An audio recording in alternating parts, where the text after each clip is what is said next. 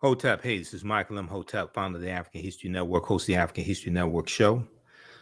I'm a talk show host, researcher, lecturer, writer, and historian.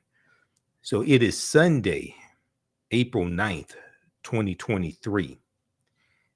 Easter Sunday, Resurrection Sunday for some. Hope everybody's doing well. So I did a Facebook post today that got about 1,400 likes, 1,500 likes. And it dealt with some of the origins of Easter, and it talked about Easter, Istra, Oistra. And I said we would do a broadcast tonight dealing with this history. Okay, so normally on Sundays, I'm on 9:10 a.m. the Superstation WFDF here in Detroit. Since it is Easter Sunday, the radio station is shut down for live shows. So I said we'll broadcast here. Okay. So I hope everybody's doing well. Share this broadcast on your social media platforms. You're going to learn a lot today, a lot about history, a lot about some ancient history as well. And also we'll give you information about the online history classes that I teach on Saturdays and Sundays. Ancient Kemet, the Moors, and the Maafa, understand the transatlantic slave trade, what they didn't teach you in school, and Black resistance movements from the Haitian Revolution, U.S. Civil War, Civil Rights Movement, and Black Power Movement. All right, so let's look at the post that I did today. Many of you saw it and commented on it. It's on our Facebook fan page, The African History Network, The African History Network, and I did a few posts. Let's look at this here. So yeah, this one here got 1,500 likes. Let's flip over and look at this. If you don't follow us on our fan page, The African History Network, you should. So you definitely want to do that. Turn on live notifications so you know when we go live also. Okay, so this is the post that I did today. And it says, and hopefully you can see this. Let's see if we can zoom in some on this here. All right, that's about the best I can do. Okay, so it says, first of all, we have this painting here depicting the Last Supper with African people as Yeshua or Jesus and his 12 disciples as Africans, okay, because we know these were African people. It says Easter is a movable Christian holiday or a movable feast celebrating the resurrection of Yeshua, Y-E-S-H-U-A. And Yeshua means Jah is salvation in Hebrew. Jah is salvation. Or Jesus, which is the Greek form of Joshua, J-O-S-H-U-A. Now, Easter is celebrated on the first Sunday following the first full moon, following the vernal equinox. The first Sunday following the first full moon, following the vernal equinox. The vernal equinox, and vernal is Latin for spring, S-P-R-I-N-G. Vernal is Latin for spring. The vernal equinox marks the first day of spring, which usually comes on March 20th or March 21st. And when Easter is celebrated, is based upon astronomy. Okay, when Easter is celebrated, is based upon astronomy. This was one of the results of the First Council of Nicaea in 325 AD, one of the first of about 21 ecumenical councils from 325 AD to about 1870. And we know as a result of the Third Council of Trent in 1563, we know as a result of that, they're trying to recalculate when Easter is going to be celebrated. So this leads to the creation of the Gregorian calendar, introduced by Pope Gregory the 13th, about 1582, 1583, Common Era. Okay, so that is the calendar that we use today. Prior to the Gregorian calendar, they were using the Julian calendar named after Julius Caesar. All right, so unfortunately, a lot of African Americans celebrate Easter, but don't know when to celebrate it, besides it being on the calendar or their pastor telling them Easter's coming up, and celebrate Easter, and we're going into Lent, the 40-day period of sacrifice, and you give up something for Lent, things of this nature. All right. Okay, so this deals with astronomy. Okay, let's continue. Now, I said that you can look up Easter in an encyclopedia or dictionary, and it would tell you when Easter is celebrated. Okay, and so we're going to deal with some of this history today. So we got 1,500 likes so far, about 274 comments, 480 shares. All right, so let's look at, let's continue. Now, whenever I speak about information like this that may be deemed controversial or something like that, I usually do my disclaimer, because I'm not telling people, especially African Americans, not to celebrate Easter. What I'm saying is that we need to know the history of what it is that we're celebrating.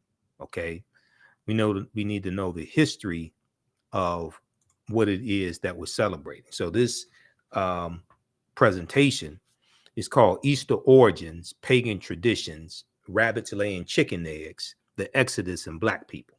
Okay, Easter Origins, Pagan Traditions, Rabbits Laying Chicken Eggs, the Exodus, and Black People. And I know the 10 Commandments was on this weekend, and a lot of our people sit up every Easter and watch the 10 Commandments, and watch Yul Brynner portray Ramses II, Remetsu, and watch Ann Baxter portray Nefertari. Okay, we'll deal with that later on in the presentation.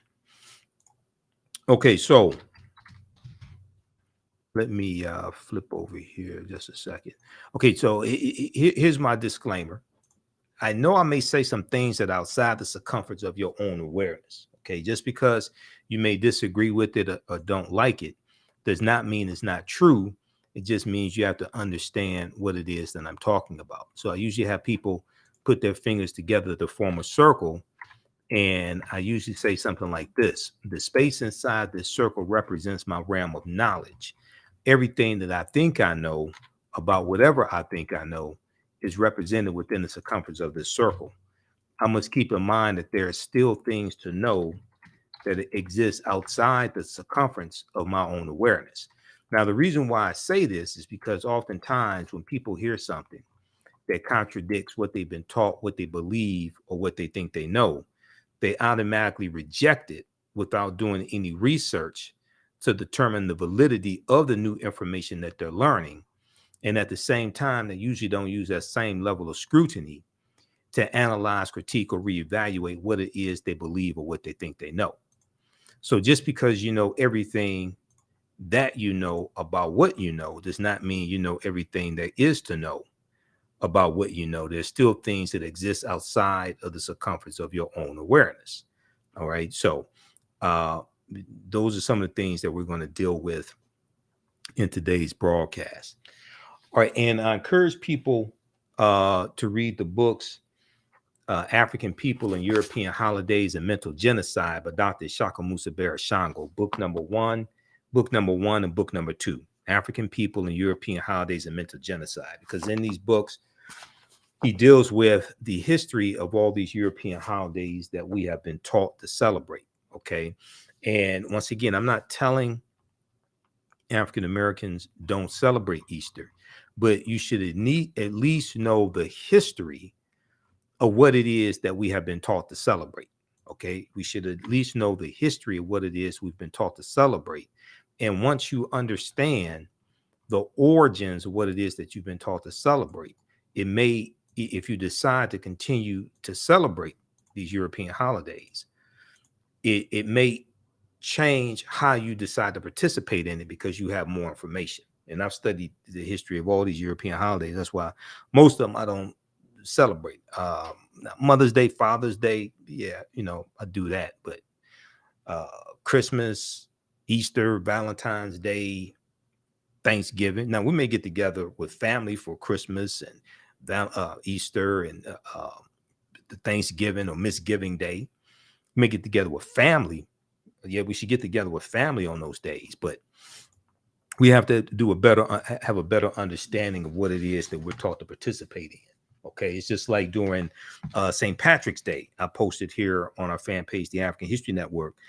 I said, if you celebrate, if you wear green on St. Patrick's Day, will you wear red, black, and green on African Liberation Day? If not, why not? Which is May 25th, African Liberation Day. Okay. So we've been taught to celebrate these holidays going back to when we were children. And even as adults, we really don't understand the history, what it is we've been taught to celebrate. Okay. So let's look at some history dealing with Easter. And we're going to look at a few different sources here. And you don't have to take my word for any of this. Proper documentation ends all conversation. Okay. You can go research this yourself. This is why I'm going to give you sources to go research this yourself. All right. So Easter is a movable feast.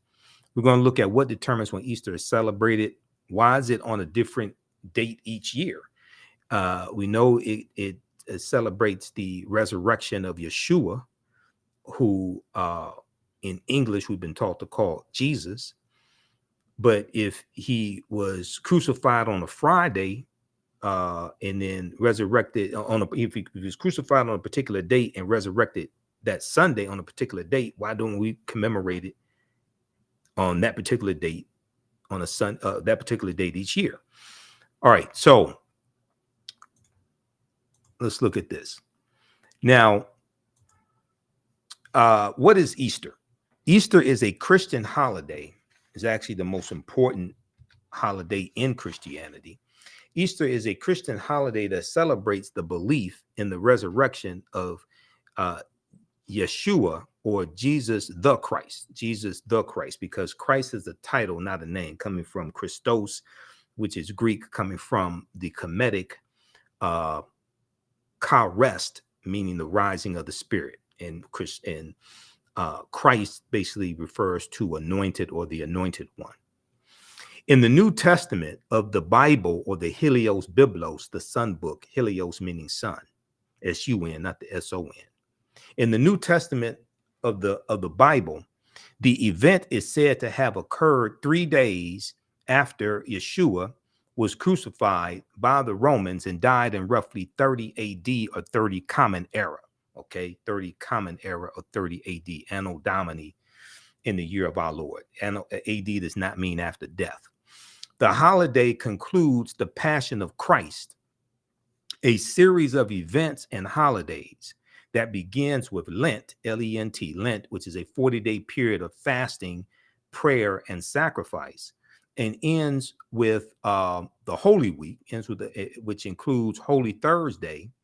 Okay, this is a celebration of Jesus, celebration of Yeshua's Last Supper with his disciples or apostles. Okay, the Last Supper, the 12 apostles, also known as Maundy, Thursday, M-A-U-N-D-Y. Then you have Good Friday, where Yeshua was Yeshua was crucified. So you have Good Friday, was this the observation of the crucifixion of Yeshua or Jesus. And then you have Easter Sunday, which many people today call Resurrection Sunday. Okay, Resurrection Sunday. And if we talk about resurrection, okay, now this may go outside the circumference of some people's awareness. Okay, so when we talk about resurrection, the first one to be resurrected, we know, was Asar. Okay, going back to ancient Kemet and going back to the story of Asar, Aset, and Heru, who the Greeks called Osiris, Isis, and Horus. And we know that the Tekken, or the Washington Monument, is a symbol of Asar's resurrection. Okay, his body was cut up into 14 pieces by his brother Set, and it was Set, his wife, who the Greeks called Osiris, that went and collected 13 of the 14 pieces. And the one piece that was missing, according to one version of the story, it was eaten by the Nile catfish. That was the phallus, the penis. they erect a Tekken, which is a symbol of the resurrection of the African king Asar. It's a symbol of transformation and resurrection. And we know there were about 1,200 Tekkenu all throughout ancient Kemet.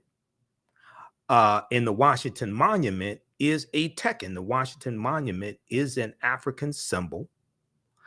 And we know 50 of the 56 signers of the Declaration of Independence were Freemasons, including George Washington. And there were 1,200 Tekkenu all throughout ancient Kemet. Today, there are less than 12. So when we deal with, we're going to get deeper into this. Now, this may, once again, this may go outside the circumference of some people's awareness. Okay. So I can prove what I'm talking about. Proper documentation ends all conversation.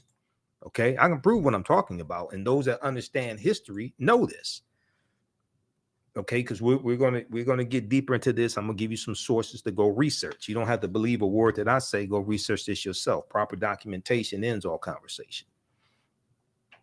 So we look at the Tekken, which is a symbol of resurrection, the symbol of the resurrection of the African king Asar, who comes from the what's known as the first holy trinity of Asar, Aset, and Heru, who the Greeks called Osiris, Isis, and Horus. And you have the Tekken that's been taken. You have different Tekkenu that have been taken from Kemet, from Egypt, from the Nile Valley region of Africa, taken throughout the world. They're in New York City. One has been taken in New York City, Paris, France, Berlin, Germany, Vatican City, etc. Okay, so this connects us right back to African history, African culture. Now, if we go back to, let's go back to the previous slide here that I was looking at dealing with Easter, because all of this is connected. Okay, Easter is connected to Christmas, and then this is connected to ancient Kemet, ancient Egypt, Nile Valley region of Africa. All this history is connected. Let me go back to the Easter slide here just a second, because I'm working between two presentations. All right. Just a second. Let's go back to this. What is Easter?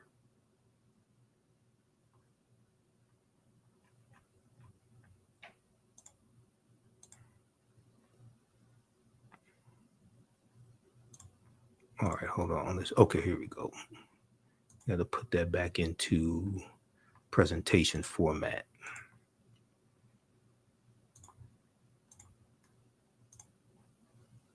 All right.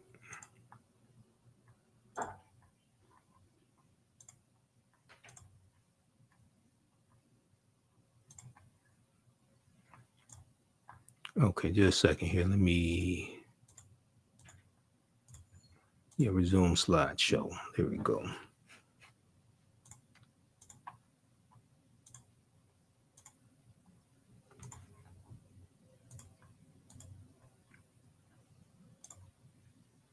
All right, give us a thumbs up, give us a heart, give us a like on this broadcast also. Invite your friends to tune in as well.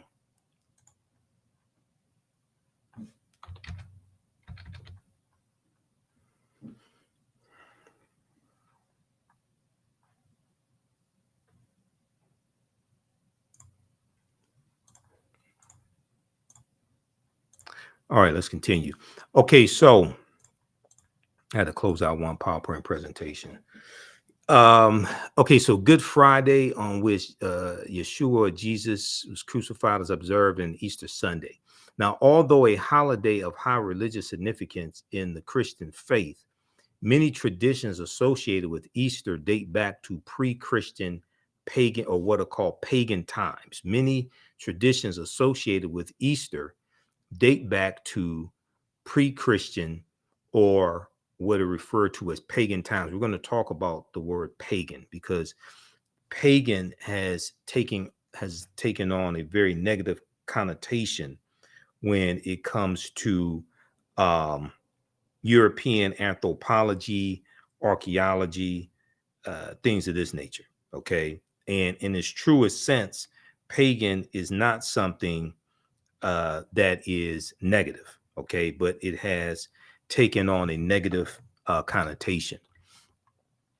And for more information, you can check out Easter 2023 at history.com, the official website of the History Channel. They have some good information there. Now, in Eastern Orthodox Christianity, which adheres to the Julian calendar, which is the calendar before the current calendar that we use today, which is the Gregorian calendar. All right. And the Gregorian calendar that we use today is based upon how long it takes the sun to rotate counterclockwise around the earth. Okay. It takes 365 days, 5 hours, 48 minutes, and about 46 seconds. Okay. This gives us our solar year. Then every 4 years, you add a full day, which is known as a leap year. So this is the calendar that we use today, which is the Gregorian calendar, introduced by Pope Gregory the 13th about 1582, 1583. All right, now.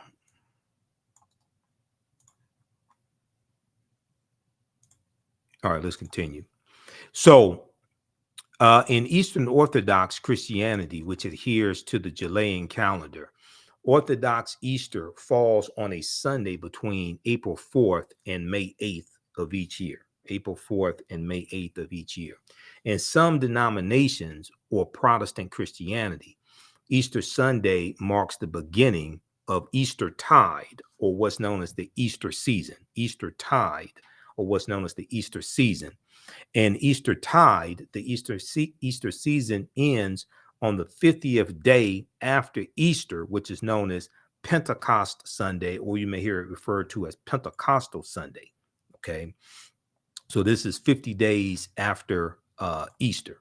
Now, in Eastern Orthodox branches of Christianity, Easter Sunday serves as the start of the season of Pascha, Pascha,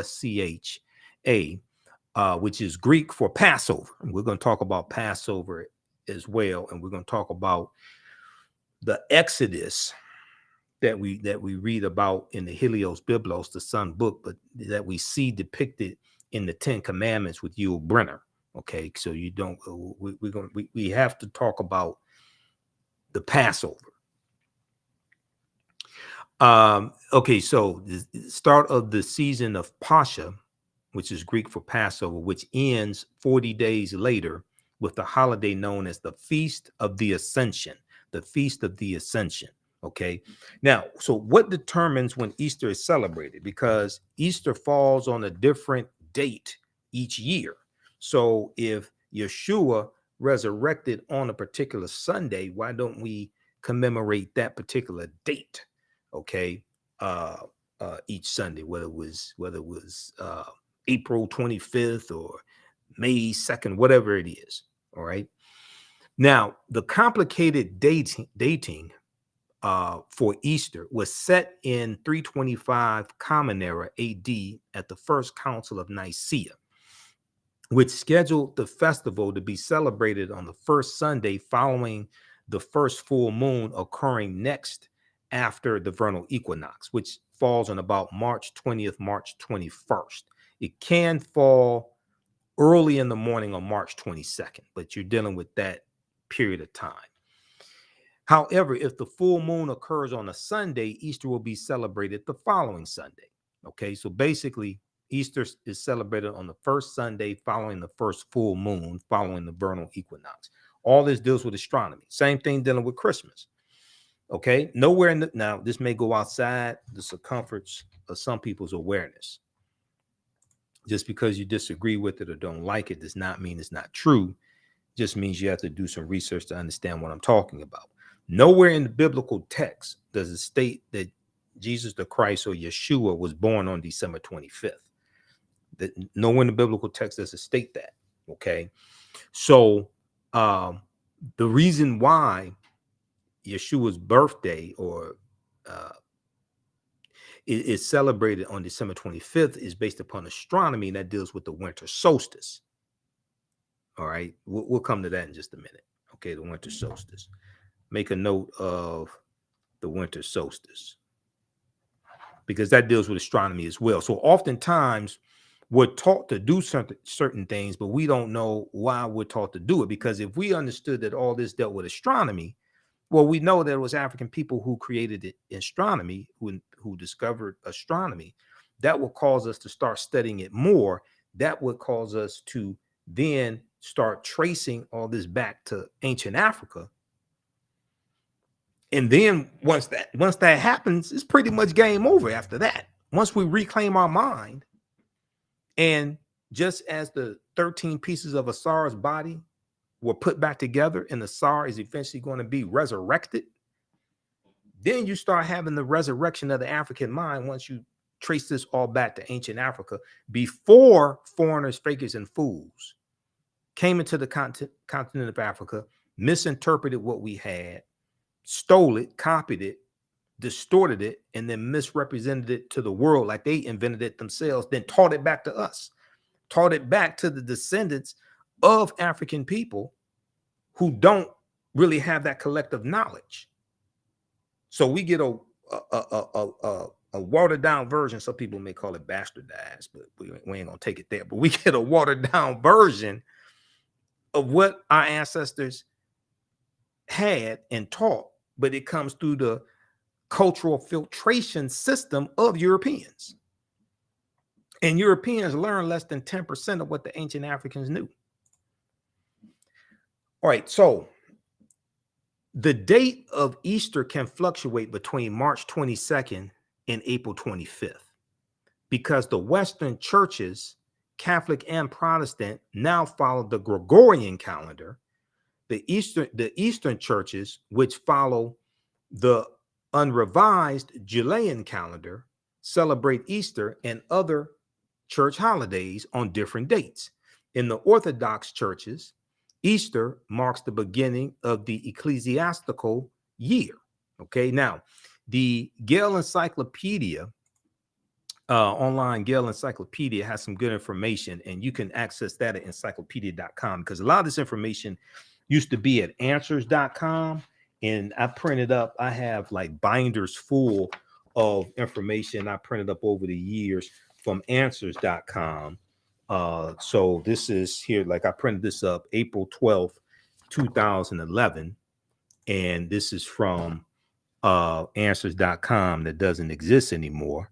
Okay, so I keep all this stuff. People that know me, if you saw The Office, I had thousands of articles printed up here. This is the type of research I do. So encyclopedia.com has this same information that answers.com did. So this comes from the Gale Encyclopedia. This is just one of the numerous sources that I have dealing with the history of Easter.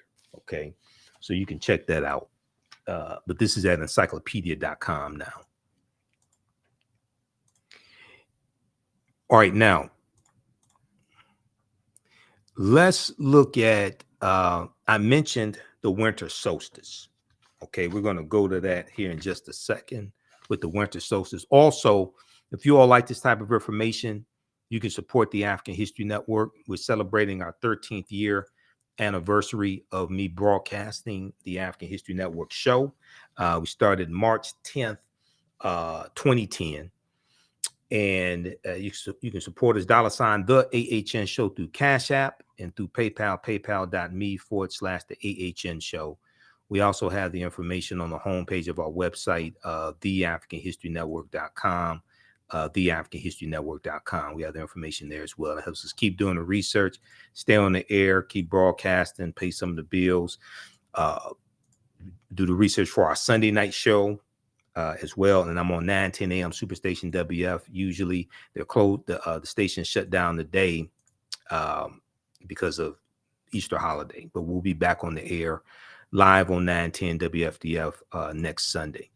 Okay, now I mentioned the winter solstice, right?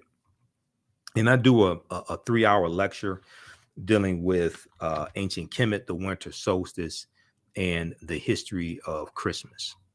All right, so what determines when Christmas is celebrated?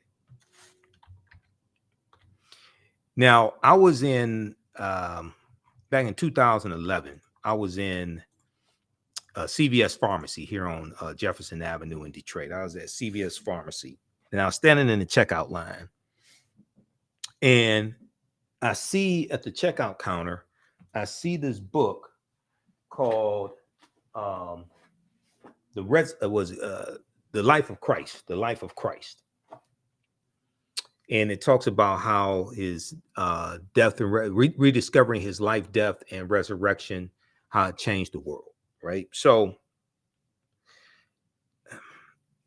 I go pick it up and I start looking through it. And I still have it, the original one from what I put it. I still have the original one somewhere here in the office. But I start looking through it and I come across page 55, right? Page 55. And on page 55, it says this. In Christianity's early years, people debated when Jesus' birth should be celebrated. In Christianity's early years, people debated when Jesus' birth should be celebrated. Some Christians were against observing it at all, as they did not want Jesus compared to Pharaoh. They don't tell you which Pharaoh, because Pharaoh is a title, not a name. Compared to Pharaoh and Herod, whose birthdays were commemorated. But in the 4th century, Common Era AD, Pope Julius I made it official.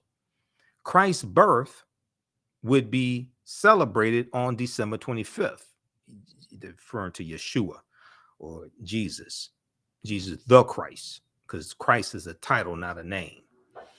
And in the Helios Biblos, you know, it is referred to as Jesus of Nazareth. Okay, but the title, the name, the word Christ is a title, so it's Jesus the Christ. Now, December 25th was already considered the birthday of the Son, not the S-O-N, but the S-U-N, the Son of God, not the S-O-N, but the S-U-N.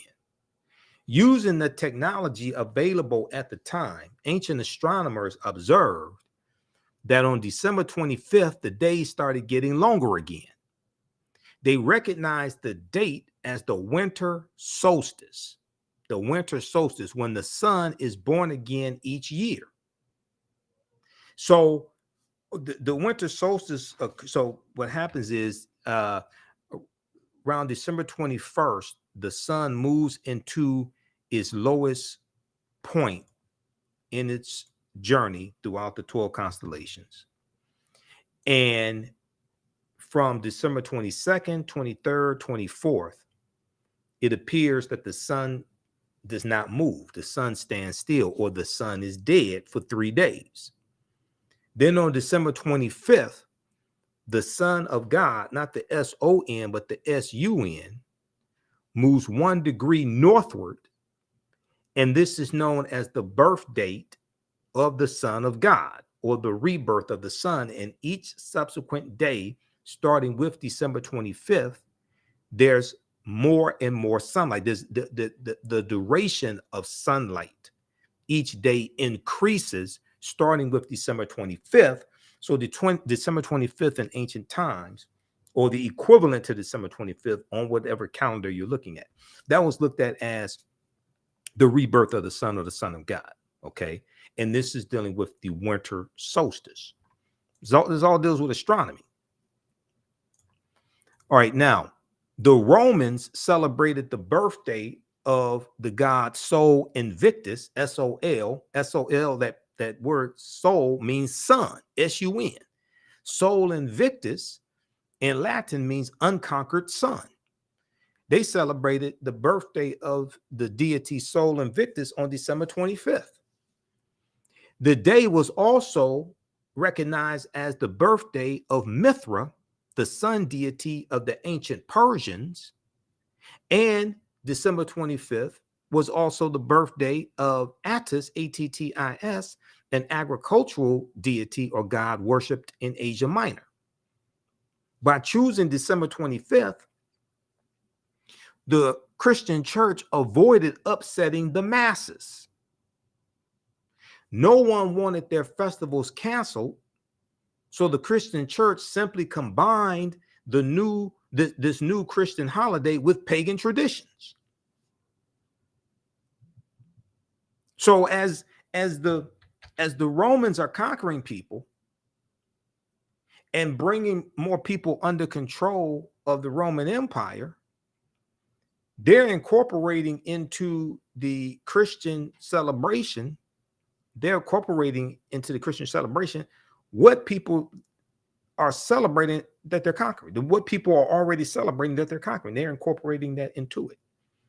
And that's one of the ways you get people to accept your cultural traditions and your ideologies, by incorporating aspects of what they are already celebrating into what you are imposing upon them, so they see similarities, is something familiar to them, and they're less likely to fight against it or rebel against it. So this came from The Life of Christ. Okay, the book The Life of Christ. This is from the National Bible, was it the American Bible Society? Okay, and it's distributed by Time Home Entertainment Books, like Time Life Books, Time Magazine, all of that. So what happened was, this was the 2011 edition, and I did a number of presentations and have excerpts of it online, things like this.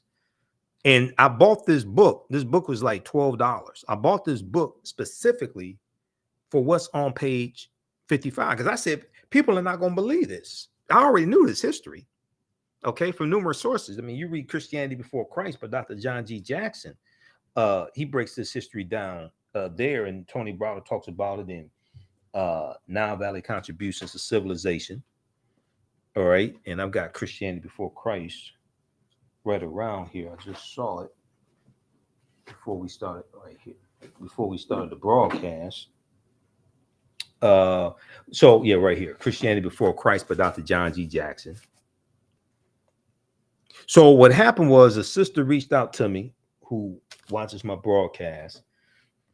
This was probably about 2012. She said that she purchased the new edition of this, which was like the 2012 edition. She purchased that, and the information that's on page 55 was not in that new edition. Okay, not the singing group, not Ronnie, Bobby, Ricky, and Mike and Johnny, not the singing group, but the new edition of the book, the 2012 edition. They ain't had that information in there. Okay, because I was telling people, go get this book. You ain't gonna believe this. They're telling you where this stuff comes from. All right, now they've come out with a new version, and I bought this last year. I bought this in April of 2022. Now, this is called The Resurrection of Jesus. I haven't had time to scan this one. The Resurrection of Jesus. Okay. This is about, well, how much I pay for this book? $13, $14, something like this. Yeah, $13.99. Now, in this one, and I got this from CVS also. This is put out by, okay, Centennial Bible, but this is one of those expensive books you see at the checkout stand at CVS. Now, in this one, on page, what page was that?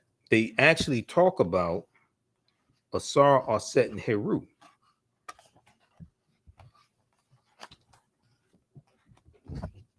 Hold on, I had it bookmarked.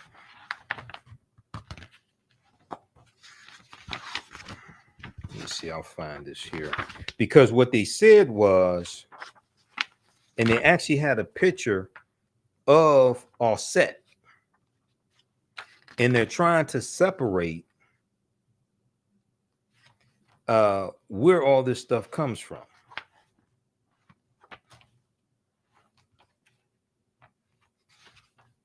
Just say, let me find. Oh, right here. Here we go. So this is on page 67, and this is the 2022 edition. it says pagan mythology and resurrection, the differences. So I guess they got a whole lot of feedback, and somebody said, okay, now look, you need to come out here and you need to distance yourself, because we don't want people thinking this goes back to ancient Kemet, ancient Egypt, because then they're going to start reading Nile Valley Contributions to Civilization by Tony Browder, and they're going to read Christianity Before Christ by Dr. John G. Jackson. They're going to read African People and European Holidays by Dr. Shaka Musa Shango. You know, they're gonna start listening to the African History Network, all this. Then it's gonna be like Lil Flip said, game over. So we can't let them know where all this stuff comes from. So it says here, pagan mythology and resurrection, the differences. It has become commonplace to argue that Jesus's resurrection is simply one more example of a common motif in ancient mythology, in which a hero dies and rises again. Okay, advocates of this position point to parallels between Jesus and the Greek gods Attis and Adonis, or the Egyptian gods Horus and Osiris. But a deeper inspection shows the parallels are forced. They say the parallels are forced, and the resurrection account of Jesus bears little resemblance to these mythological fables. They call, see, if you read Kersey Gray's book, The World's 16 Crucified Saviors, and I got that book somewhere here in the office. It's probably on the other side. You read Christianity Before Christ by Dr. John G. Jackson. They go through and show the similarities between all these crucified saviors. But a deeper inspection shows the parallels are forced, and the resurrection account of Jesus bears little resemblance to the mythological fables. Then they go on to say pagans did not believe in resurrection. One early church father said bodily resurrection, quote unquote, never crossed their mind. I don't know if he did a survey of all the people that they were calling pagans. How did you come to that conclusion? The philosophers on Mars Hill mocked Paul for his view, because parallels between common opinion and his simply did not exist. In Egyptian mythology, Osiris never rose from the dead. He ruled the underworld and served as the living king of the dead. The claim that Horus died after a scorpion sting is simply incorrect. He only became ill and was nursed to health by his mother. In Greek mythology, the god Attis was not resurrected. His spirit entered a pine tree, hardly a reasonable parallel. The overwhelming historical evidence for Jesus' resurrection. Now this is going to go outside the circumference of some people's awareness. Now I ain't going to. Okay, how should I say this? Okay, let me just continue. Hold on, let me just continue. Okay, the overwhelming, quote unquote, historical evidence for Jesus's resurrection in terms of eyewitness and firsthand contemporaneous accounts is in a completely different category than the legends and fables of mythology. Okay, now they say in Egyptian mythology, Osiris never rose from the dead. He ruled the underworld and served as the living king of the dead. It is true that he ruled the underworld. But when we go, and let's go to Nile Valley Contributions to Civilization by Tony Browder, okay, to say that Asar, who the Greeks called Osiris, to say that he, actually, let's go to Egypt on the Potomac. Let's go there, Egypt on the Potomac. To say that Asar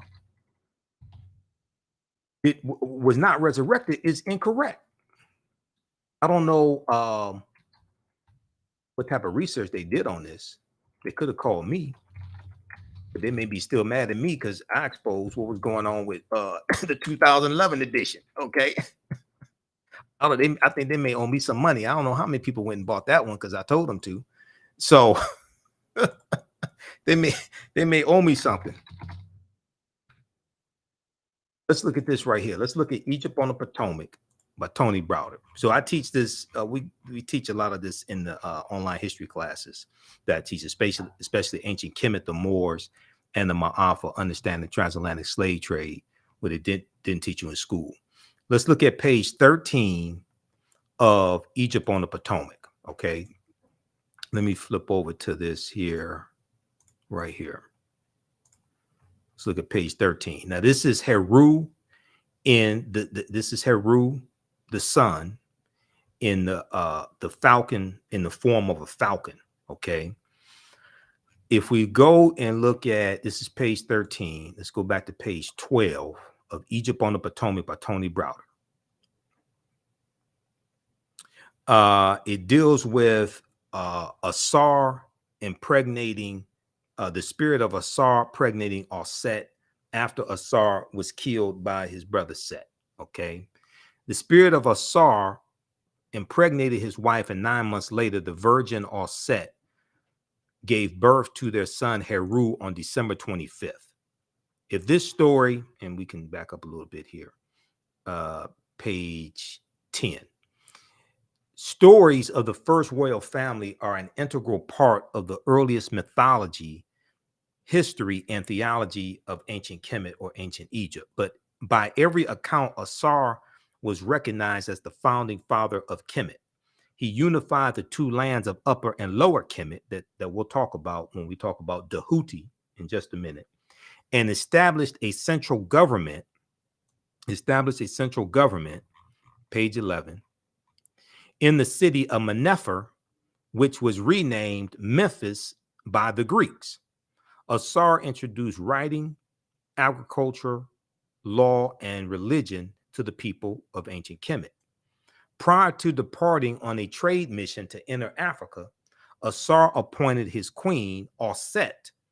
You may see it spelled A-U-S-E-T or A-S-E-T or A-S-T. Auset to rule in his absence. This is who the Greeks called Isis. This infuriated his brother Set, who felt that he should rule in Asar's absence. A rejected and angry Set, the brother, plotted to usurp his brother's rule, Asar. Shortly after returning to Kemet, Asar was assassinated by Set, who not only murdered Asar, but cut up his body into 14 pieces and scattered them throughout the land. So this is like Cain and Abel before Cain and Abel. When Auset learned of the murder and dismemberment of her husband, she fled the royal palace and cried a river of tears as she sailed down the Nile in search of Asar's remains. Okay, now Auset eventually found 13 of the 14 pieces of Asar's body. During a period of 10 weeks, Auset literally remembered Asar as she found each severed body part. She washed each part of Asar's body, anointed them with oils, and then wrapped the entire body in bandages. Auset created the first mummy in Kemetic history or ancient Egyptian history.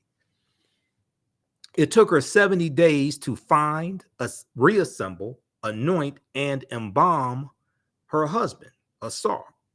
Thus, 70 days became the period for the mummification process that ancient Kemetic priests would follow for the next 3,000 years. Prior to Asar's burial, Auset reflected on their brief life together. She loved her husband dearly, even though they had never consummated their marriage. Auset was still a virgin and grieved because she would never bear Asar's children and produce an heir to his throne.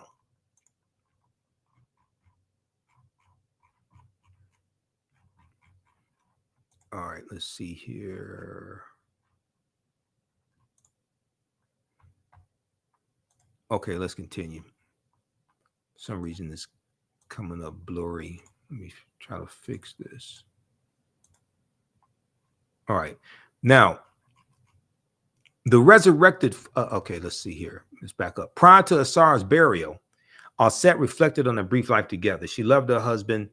Aset was still a virgin and grieved because she would never bear Asar's children and produce an heir to his throne. That's page 11. Let's go to page 12. Miraculously, the spirit of Asar answered his wife's prayers and visited her body and visited her before he was laid to rest. This is the spirit of Asar. The spirit of Asar impregnated his wife, and 9 months later, the virgin Aset gave birth to their son Heru on December 25th.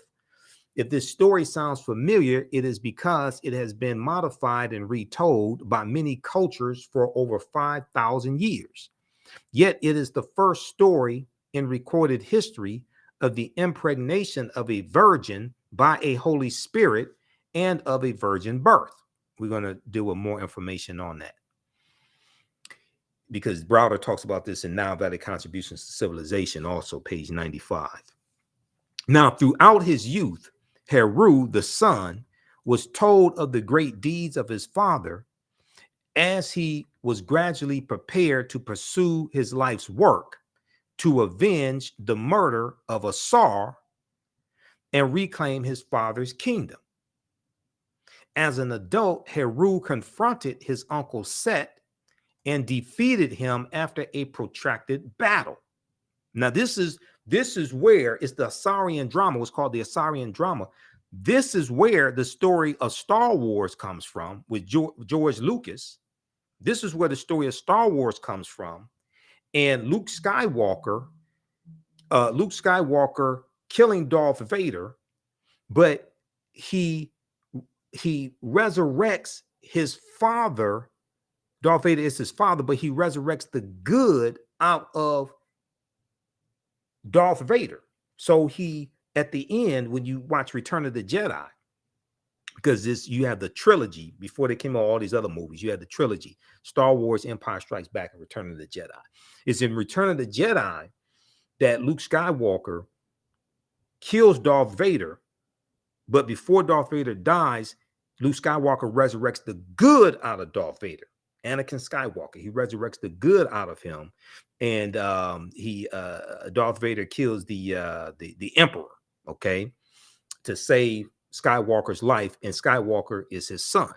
All right, and we dealt with Obi-Wan Kenobi being who really sacrifices himself also, and we deal with the spirit of Obi-Wan Kenobi. But George Lucas, his mentor's name was Bill Moyers. Joseph Campbell. Joseph Campbell wrote a book called The Power of Myth. And Joseph Campbell taught George Lucas about all these different mythologies from different cultures. One of them was dealing with Asar, Aset, and Heru. This is where this comes from. In the Jedi Knight, I interviewed Professor Kabahaya Watha Kamene about this back in like 2015, 2016. The Jedi Knight come from the Jed column, which represents the spine of Asar. Okay, so there's an African origin to Star Wars. There's an interview that Bill Moyer did with George Lucas that gets into a lot of this and gets into the mythology, things like this. Okay, now let's continue. All right, now, throughout his youth, Heru was told of the deeds of his father.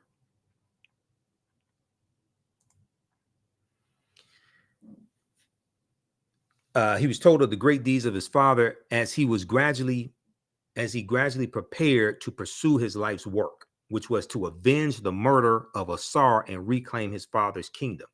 As an adult, Heru confronted his uncle Set and defeated him after a protracted battle. According to the ancient myth, after the battle, the victorious Heru was transformed into a falcon and flew into heaven to tell his father of his victory over Set. When Heru returned to Kemet and reclaimed his father's throne, Asar was resurrected. Asar was resurrected. Asar was resurrected, and his spirit ascended to the throne of judgment, where he presided over the souls of the deceased who appeared before him. Okay, he sits on the throne of judgment, and you have the famous scene called the judgment scene. But Asar was resurrected. Okay, this is page 12 of Egypt on the Potomac by Tony Browder. Okay, now in the page 67 of the Resurrection of Christ, the world's greatest hope. Okay, I'm not saying don't buy the book. You can buy the book. I bought it. Okay, so I'm not going to tell you don't buy it, and I bought it. You could, but here on page 67, where they said pagan mythology and resurrection, the differences, they said Asar was not resurrected. That's false.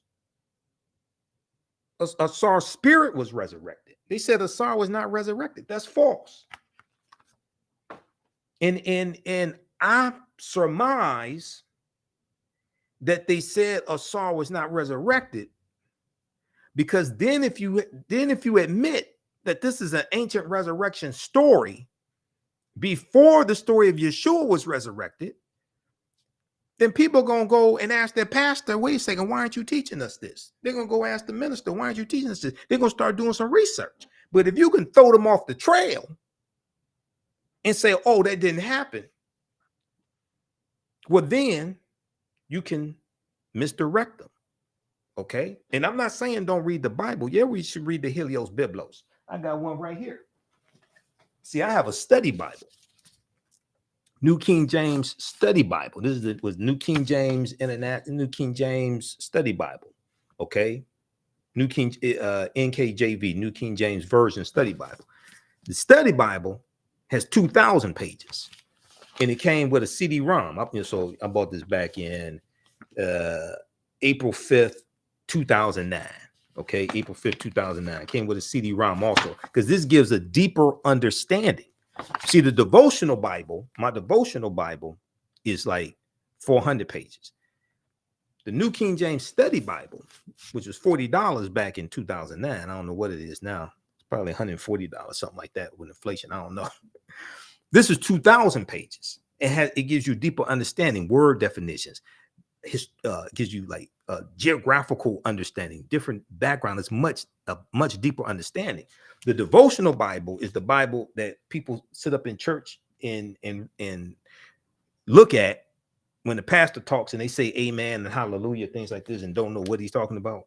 Okay, that's the devotional Bible. All right. Okay, let's continue here. Amen, coming from the Amen priest and priestesshood, also coming from ancient Kemet as well. Okay, I don't want to get too deep into this, but so some people, so this is going to start causing people to ask questions, right? You don't have to believe a word that I say. Go do your own research. This is why I provide you with the sources. Proper documentation ends all conversation. And if I can get you to start asking questions, then you start seeking out answers. Okay. If we look at this piece right here, and I talk about this in my classes, there's a good article, but there's a good paper that deals with what's called the mystery religions. The mystery religions. And it talks about the influence of Asar, Aset, and Heru, or what the Greeks called Osiris, Isis, and Horus. It talks about this, right? Now, it's not written by Dr. Yosef Ben Yachanan. It's not written by Tony Browder or Professor James Small or Dr. John Henrik Clark or Professor Kabahai Watha Kamene or Dr. Ray Hagins, anything like that. It's not written by them. It's written by Dr. Martin Luther King Jr. when he was at Crozier Theological Seminary between November 29th, 1949 and February 15th, 1950. The name of this paper that Dr. Martin Luther King Jr. wrote is called The Influence of the Mystery Religions on Christianity. The Influence of the Mystery Religions on Christianity. Okay, now this is at the Stanford University. This is at Stanford University's Martin Luther King Jr. Research and Education Institute. All right. So long story short, I don't have time to get through the whole paper. But when we look at this here, what he is talking about is the influence on Christianity of these different mystery religions that are a retelling of the same story of the virgin birth, adoration, annunciation, then a resurrection of a savior. So he talks about the influence of Osiris and Isis. The influence of Osiris and Isis. Dr. Martin Luther King Jr., 1949-1950, said the Egyptian mysteries of Isis and Osiris exerted considerable influence upon early Christianity. Exerted considerable influence upon early Christianity. He said these two great Egyptian deities who worshipped passed, whose worship passed into Europe, because they were worshipped in Europe also, not just in Kemet, not just in Egypt. They were revered not only in Rome, but in many other centers where Christian communities were growing up. See, this is where you get the worship of the Black Madonna and Child from all throughout Europe, because Europeans were worshiping African people. And the European country that probably has the most statues and paintings references to the Black Madonna and Child would probably be France, with about 300 of them to this day, about 300 of them. Osiris and Isis, so the legend runs, were at one and the same brother and sister, husband and wife, which is true. And they had never consummated their marriage. But Osiris was murdered, his coffin body being thrown into the Nile River. And shortly afterwards, the widowed and exiled Isis gave birth to a son, Horus. This is who the Greeks call Horus or Heru. Meanwhile, the coffin was washed up on the Syrian coast and became miraculously lodged in the trunk of a tree. This tree afterwards chanced to be cut down and made into a pillar in the palace at Byblos. Now, Byblos is the Phoenician capital at the time, and this was a city known for producing papyrus. And this is the city where the early Christians go to get the papyrus to copy down the stories that they see depicted on the walls of the Amen priest and priestesshood in these temples. Okay, and they copy these stories down and put them into a book. After recovering Osiris' dismembered body, Isis restored him to life and installed him as king in the netherworld. Meanwhile, Horus, having grown to manhood, reigned on earth, later becoming the third person of this great Egyptian trinity. Okay, so read the rest of this. I don't have time to get through the whole paper from Dr. Martin Luther King Jr. This is why I tell people we haven't studied Dr. King. And every Dr. King day, we disgrace him with these watered down, trying not to cuss, with these watered down Dr. King Day celebrations sponsored by corporate America. And I can listen. I know a lot of people mean well, but I can listen to them tell they ain't never studied Dr. King. He was a Black revolutionary.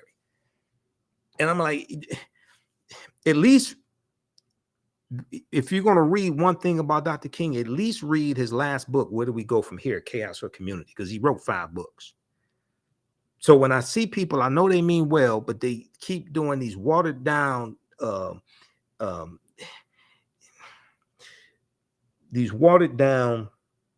we shall overcome, everybody hold hands, celebrations of Dr. King, and don't deal with the revolutionary Dr. King that called out the American government, that fought against poverty, racism, and the military.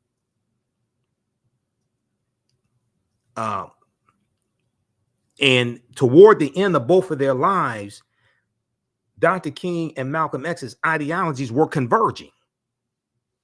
So when you read this book here by James H. Cone, Martin Malcolm in America, a Dream or a Nightmare. He goes through and shows you passages from their speeches and interviews, things like this, toward the end of both of their lives. Their ideologies were converging.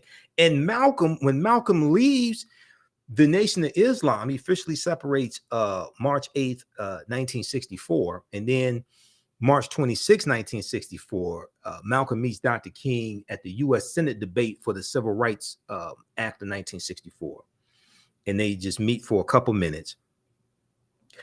Malcolm tells Dr. King, I'm throwing my heart, I'm throwing all of my heart into the effort of the civil rights movement, because Malcolm joins the civil rights movement when he leaves the Nation of Islam. And one of the themes of the ballot or the bullet that he delivered at least 3 times that I know of, March 29th, 1964 in Washington Heights, New York, April 3rd, 1964 at Corey Methodist Church in Cleveland, Ohio, and April 4th, 1964 at the historic King Solomon Baptist Church here in Detroit. One of the themes of the ballot or the bullet was interjecting Black nationalism into the civil rights movement.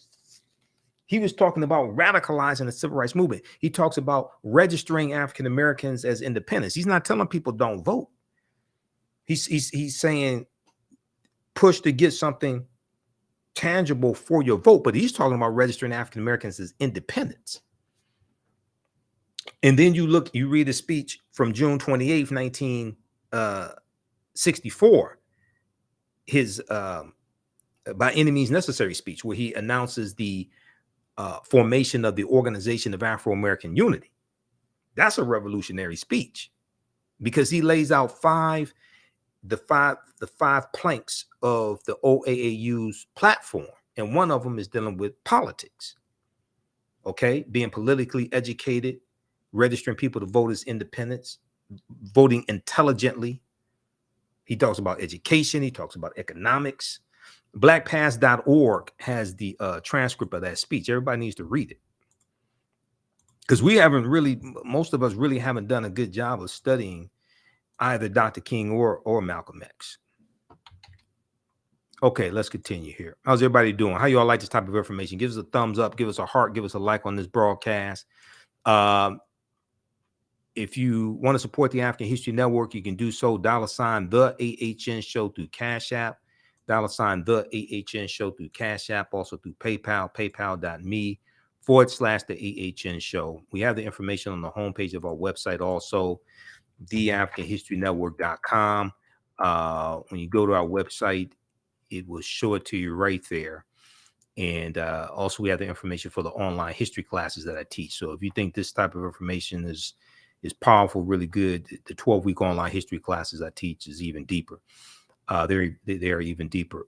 Here's our Cash App information. Now, this is our official Cash App account, $ the AHN show, SHOW. When you go to it, it'll say Michael. Probably show my picture there. There's about 5 or 6 fake African History Network Cash App accounts out there I've identified. I'm still trying to get those shut down. When you click on our link right here, it shows our QR code also. This helps us keep doing the research, pay some of the bills, buy the books, keep producing our Sunday night show, etc. Okay. All right. And then the online history classes that I teach. Saturdays, I teach Ancient Kemet, the Moors, and the Maafa, understanding the transatlantic slave trade, what they didn't teach you in school. Our next classes are Saturday, April 15th, Saturday, April 22nd, Saturday, April 29th, 2 p.m. to 4 p.m. Eastern Standard Time. We do the sessions live. All the sessions are archived and recorded. The class now is on sale $60, regularly $130. Even after the course is over with, a year from now, 2 years from now, you can go back and watch the entire course. You have full access to it. And then the other class I teach on Sundays, Black Resistance Movements from the Haitian Revolution, U.S. Civil War, Civil Rights Movement, and Black Power Movement, 1800 to 1968. That's on sale $60 also. All right. So you can register for those. We have a bundle pack. The bundle was $120. The bundle is $100 for both classes. All right, let's continue here. And let's look quickly here, some of your comments. One pretty, who's this? One pretty, Okay, one pretty boy 11 said, "Good to see you and hear you, Mike." He must be a Kappa. Okay, he must be a pretty boy Kappa. Uh, John, Jonna Matthews gave us about 1,400 thumbs ups, and we've got Wilbur, Sana, Eliab C. Um, one pretty boy said, "Facts." Let's see who's this. Cynthia Clark said Dr. King was woke. #love. Dr. King was brilliant. Ishmael Abdul said real interesting. We've got Cameron watching also. Sunflowers said good evening, everyone. And Rachel W said Rachel from Detroit, Michigan, sending love to all. Okay. All right, let's continue.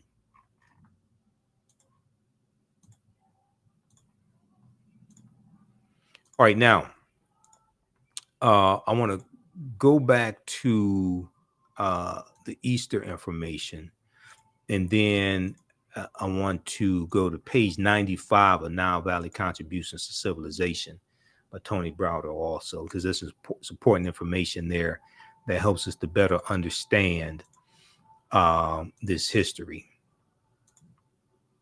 All right, let's see here. All right. Okay, there we go. I had to put this back in presentation mode.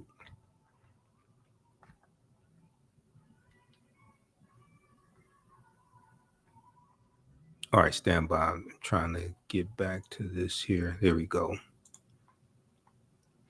All right.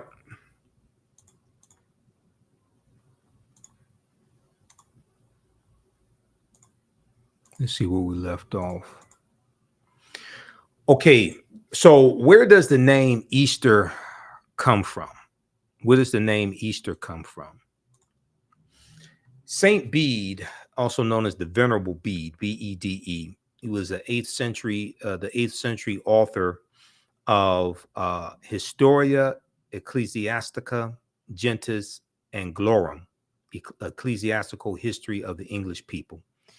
He maintains that the English word Easter, E-A-S-T-E-R, the English word Easter comes from Eostre, E-O-S-T-R-E, or Eostre, E-O-S-T-R-A-E, who was the Anglo-Saxon goddess of spring and fertility. The Anglo-Saxon goddess of spring and fertility.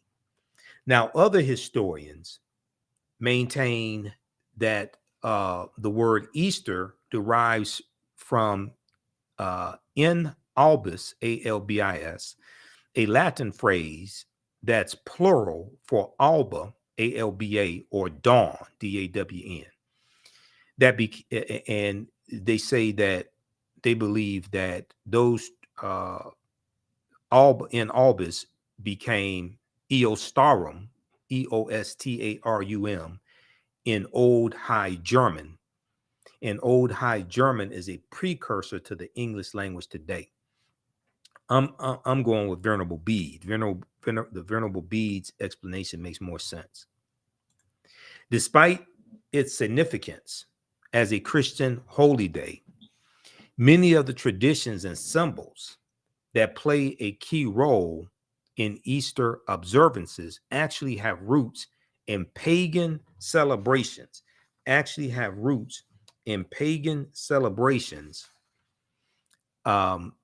and observances, particularly the pagan goddess Eostre, E-O-S-T-R-E, and in the Jewish holiday Passover. Okay, now, what is pagan? What is pagan? Now, pagan is a word that is misused to speak negatively about a group of people. If we look at the American Heritage Dictionary, and there are other dictionaries you can look at, Merriam-Webster, etc., pagan as a noun is an adherent of a polytheistic religion in antiquity, especially when viewed in contrast to an adherent of a monotheistic religion. So pagan is used negatively And to say that, oh, these people were backwards, these were heathens, they believed in many gods and things of this nature. Okay. Now, if we look at the etymological derivation of the word pagan, pagan comes from Middle English, from the late Latin word paganus, Paganus, paganus, from Latin meaning country dweller, civilian, and it also comes from pagus, which basically means country or rural district.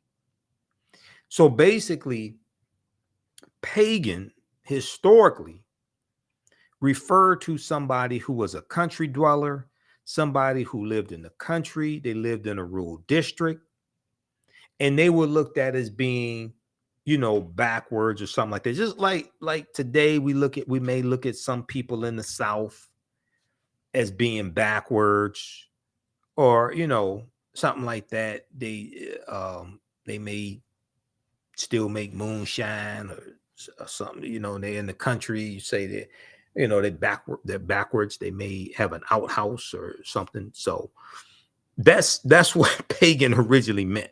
Okay. So you can check out the American Heritage Dictionary or Merriam-Webster or others to get a better understanding of pagan.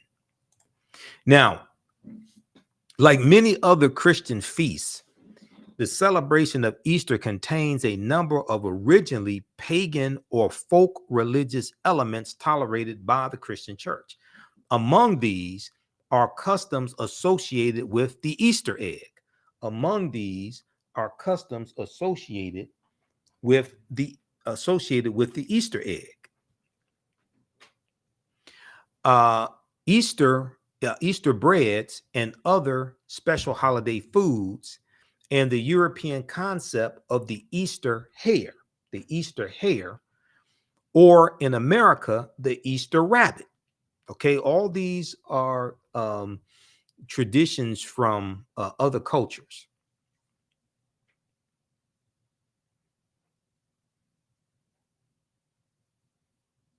Now,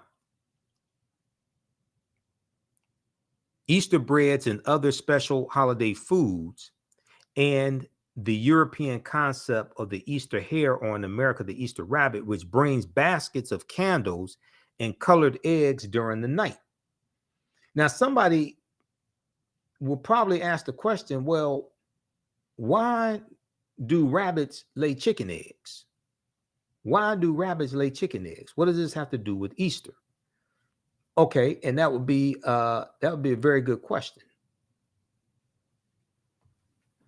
Let's look at this. Now, the pagan roots of Easter involve the spring festivals of pre-Christian Europe and the Near East, which celebrate the rebirth of vegetation, welcoming the growing light as the sun becomes more powerful in its course towards summer. So you're dealing with astronomy once again, because that is the summer solstice, which falls on June 20th or 21st, right around there, the summer solstice, which marks the first day of summer. Now, it is significant that in England and Germany, the church accepted the name of the pagan goddess Easter, Eastr. In the Anglo-Saxon name is Eostra, Eostra, I should say, Eostra, Eostra. Her name has several meanings, and they accepted her name for this new Christian holiday. In Mediterranean Europe, Italy, Spain, and France, Christianity adopted Pascha, Pascha, a word derivative of Passover, from which comes the adjective paschal for things pertaining to Easter, such as the paschal lamb. Okay, and paschal is Greek.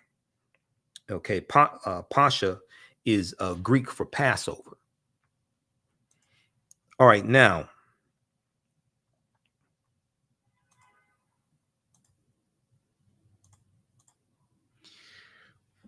when we look at the goddesses Eostra and Ostara, the name Easter may have come from Eostra or Istra, Eastre,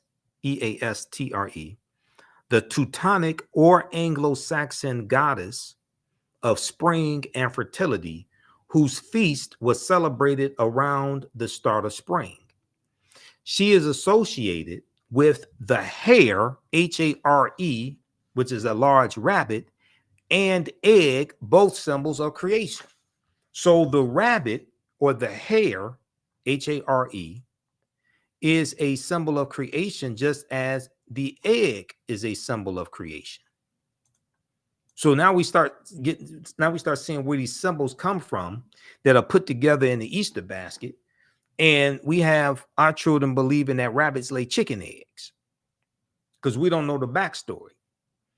Now, Ostara is a Germanic goddess who was always accompanied by a hare, a rabbit, possibly the ancestor of our modern Easter bunny. The association of both the rabbit and eggs with Easter is probably the vestige of an ancient springtime fertility rite. So going back to the paper that Dr. King wrote dealing with the influence of the mystery religions, I don't know how many people know this, but ministers and pastors, things like this, when they go through the seminary, they take a class, at least one class in comparative religions. They take at least one class in comparative religions. So the information that Dr. King was talking about Osiris and Isis and Horus, things like this, the ministers know this because they study this in their comparative religion class. They know this information. Now, how much they let you know that they know, well, that's another story. Some of them will readily admit it. Others may act like they don't know what you're talking about or something, but they know this. So we have to, next Sunday, people are going to have a lot of questions. They may have a lot of questions. You may take notes and go ask your pastor or Bible study, your Bible study class Wednesday night. Ask these questions. That's not to challenge anybody. That's to get a better understanding. That's why in Bible study, you use a study Bible.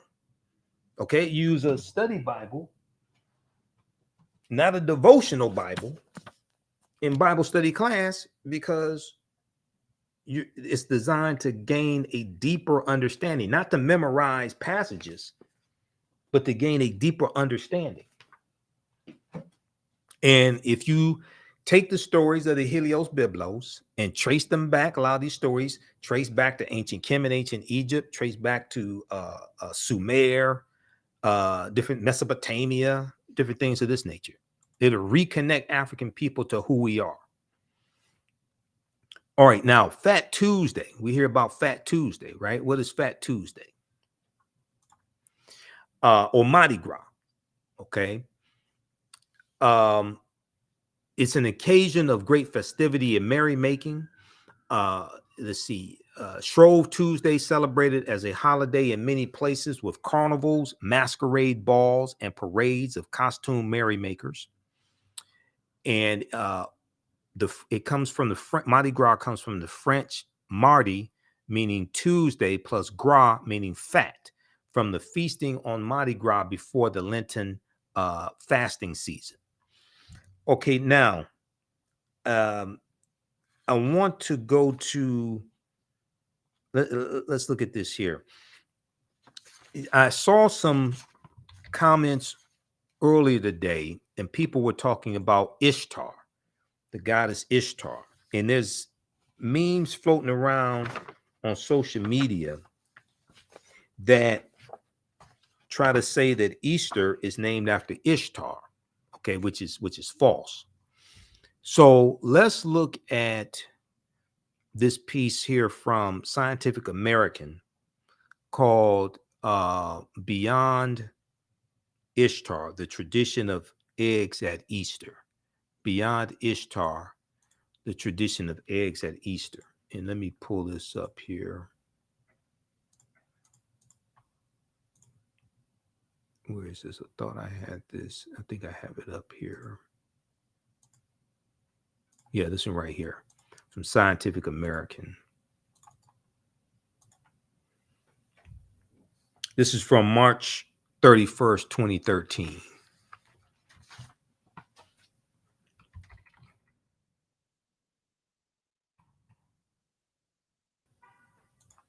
All right, let's flip over to this. Everybody give us a thumbs up, give us a heart, give us a like on this broadcast. Share this broadcast on your social media platforms. Invite your friends to tune in. Tell them to ask, tell them to post their questions, take notes. Okay, so this article is by Crystal DaCosta, March 31st, 2013. Beyond Ishtar, Tradition of Eggs at Easter. And in the article on page 2, bottom of page 2. So she says that there is a meme floating around Facebook that some people have rallied around and are sharing as truth of Easter. It proclaims Easter was originally the celebration of Ishtar, Ishtar, the Assyrian and Babylonian goddess of fertility and sex.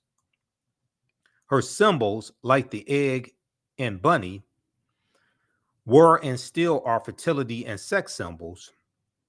Or did you actually think eggs and bunnies had anything to do with the resurrection? After Constantine decided to Christianize the empire, Easter was changed to represent Jesus, but at its roots, Easter, which is how you pronounce Ishtar, is all about celebrating fertility and sex. So this is like misinformation floating around on Facebook and probably other social media platforms. So it goes on to say, clearly we all know that Facebook memes are the ultimate source of information, particularly when they make a biting point about something or some group that is not particularly favorably viewed. But it is well known that under the Roman Empire, Christianity did indeed adopt the pagan tradition, pagan rituals of conquered peoples, as we already talked about, in an effort to help convert them. It worked very well.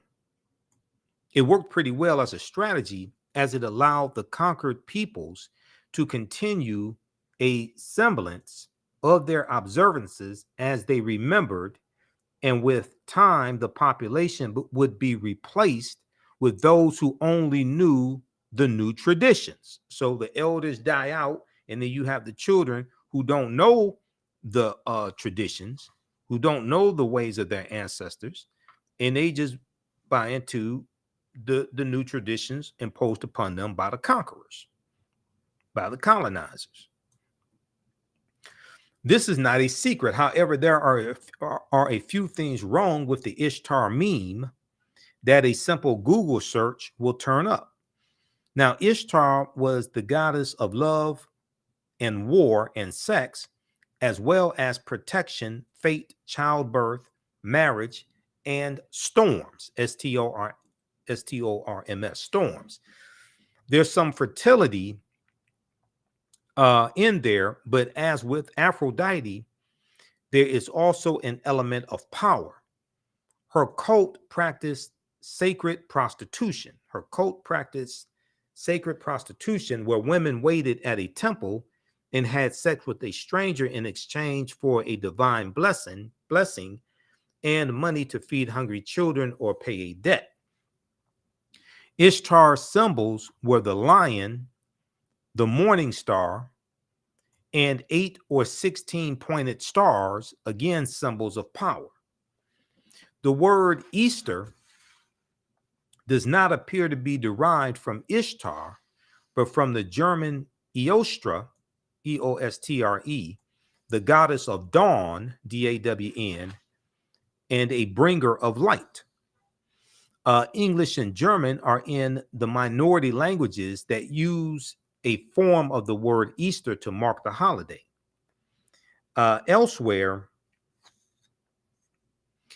the observances is framed in Latin Pascha, which in turn is derived from the Hebrew Pesach, Pesach, meaning or associated with Passover.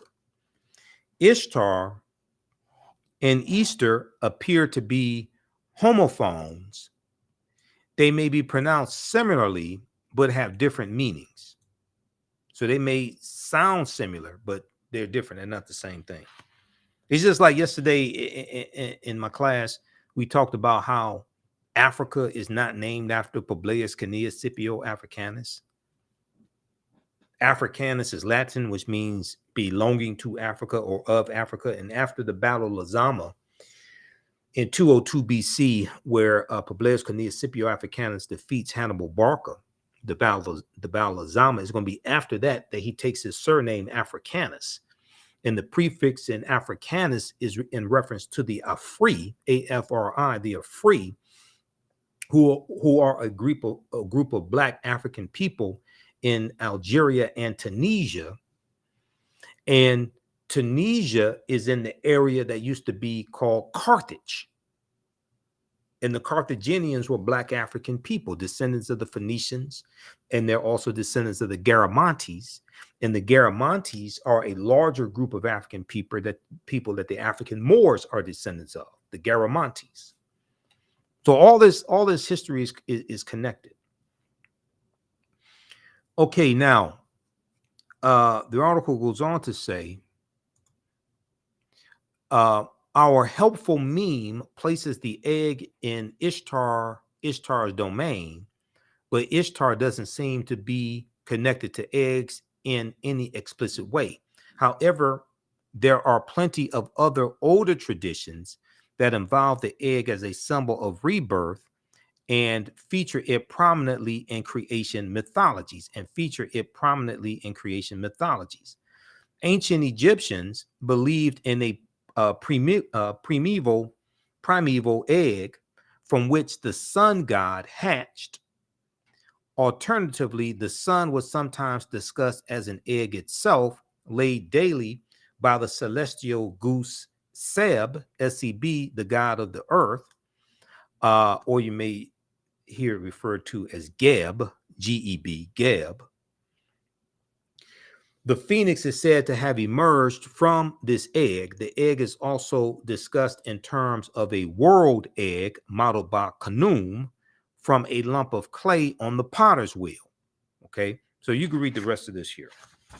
But Easter is not from Ishtar, because this is kind of a lengthy article. This is at Scientific American. There are other sources on this also. Anthropology and Practice is the section. Scientific American. Beyond Ishtar, the tradition of eggs at Easter, written by Crystal da Costa, March 31st, 2013. And Crystal da Costa is she writes dealing with anthropology. Okay, so check this out. Now, I want to go to page. How's everybody doing? Wilbur said, thank you. Jonna Matthews said that's what's going on now. Okay.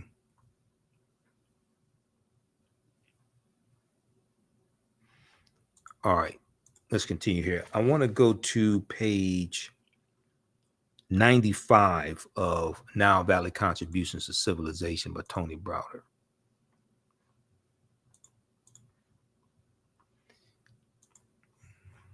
Let's look at this, because this gives us a deeper understanding here.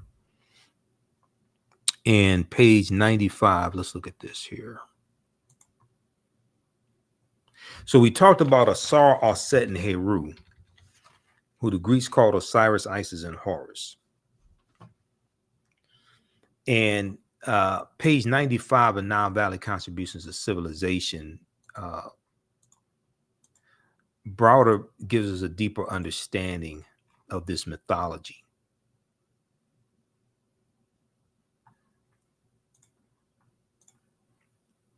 And he said, do I have the zoom in? Did I zoom in on this? What did I? Okay.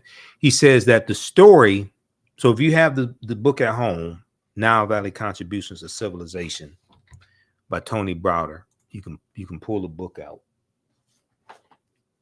This book right here. This is one of the books we use in my 12-week online course also. You don't have to buy any of the books to follow along in the class. We show you excerpts of the book on the screen, but if you have it, you can use it. Okay, so page 95, Browder says, the story of Asar, Auset, and Heru is the first story in the recorded history of man of a holy royal family, the Trinity, immaculate conception, virgin birth, and resurrection. Evidence of this Trinity is known to have existed in ancient Nubia or Ta-Nehesi, which is the mother of ancient Kemet, as late as 3300 BCE. As late as 3300 BCE, before the Common Era, or BC. Carved on the walls of the Temple of Luxor, circa 1380 BCE, before the Common Era, or BC, are scenes that depict the following. Scenes that depict the following. Number one, the bottom, panel number one at the bottom, my left. The Annunciation, the Neter Dehuti, who the Greeks called Thoth, is shown announcing to the virgin Auset the coming birth of their son Heru, or who the Greeks called Horus, as Dr. Martin Luther King Jr. explained in his book dealing with the influence of the mystery religions on Christianity. Now, so this is the Annunciation. We've all heard of the Annunciation. The second panel depicts the Immaculate Conception. The Immaculate Conception. The Neter Neph, K-N-E-P-H, who represents the Holy Ghost, and the Neter Het Heru, who the Greeks called Hathor, are shown symbolically impregnating Auset, or Isis, by holding the Ankh, which is the symbol of life, or the African symbol of eternal life, holding Ankhs to the nostrils of the Virgin Mother to be Auset. This is the Immaculate Conception. Number three, the third panel at the top, you see the virgin birth.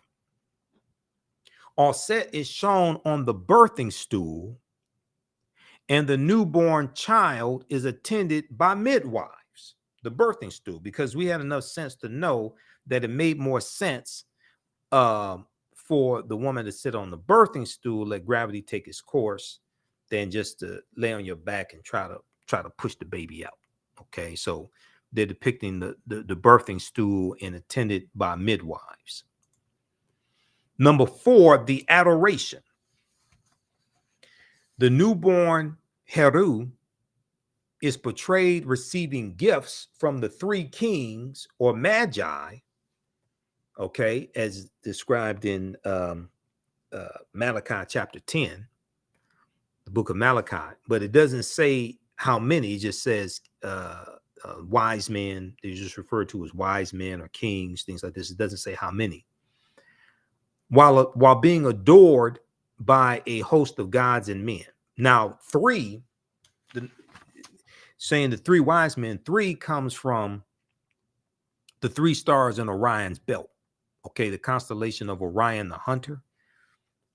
And I have that here. Okay. The constellation of Orion the Hunter. The three stars in Orion's belt, and we know that the star Sirius rises around December 25th. The star Sirius rises to be in line with the three stars in Orion's belt, and they're going to point towards the sun also. The star Sirius, the constellation of Orion the Hunter in ancient times was the constellation of Asar. And the constellation of Orion is followed by two constellations called Canis Major and Canis Minor, the big dog and the little dog. The star Sirius is in the constellation of Canis Major, the big dog. Okay, so Sirius is known as the dog star. Sirius is known as the dog star because it's in the constellation of the big dog, Canis Major. When we look at the old logo of the satellite radio company Sirius, Sirius, Sirius, the logo was a dog with a star over its head, or a star on its head, which comes from the star Sirius, the dog star that's in the constellation of Canis Major, the big dog.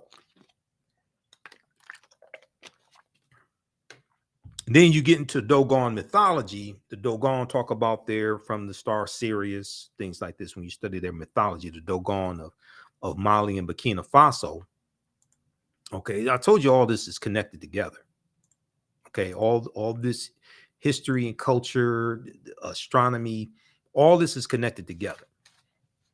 This is why we have to reclaim African history, reclaim our minds, take our minds back, and we don't ask permission to take our minds back.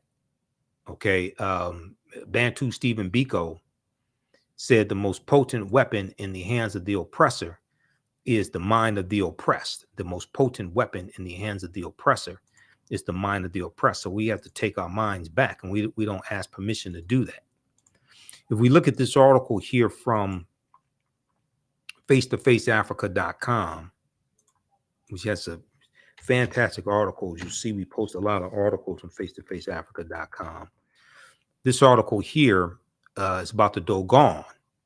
And the Dogon originally come from ancient Kemet, ancient Egypt. They have a superior understanding of astronomy. And the Dogon are going to leave Kemet, probably going back to around 400 BC or so, because of invasions coming in. And they're going to leave Kemet, go into Central Africa, and go into the Mali and Burkina Faso areas in West Africa. The Dogon tribe of Mali discovered this invisible star centuries before Galileo invented the telescope. This is from June 26, 2019, by Ni Ashile, Ashile, Ashiley.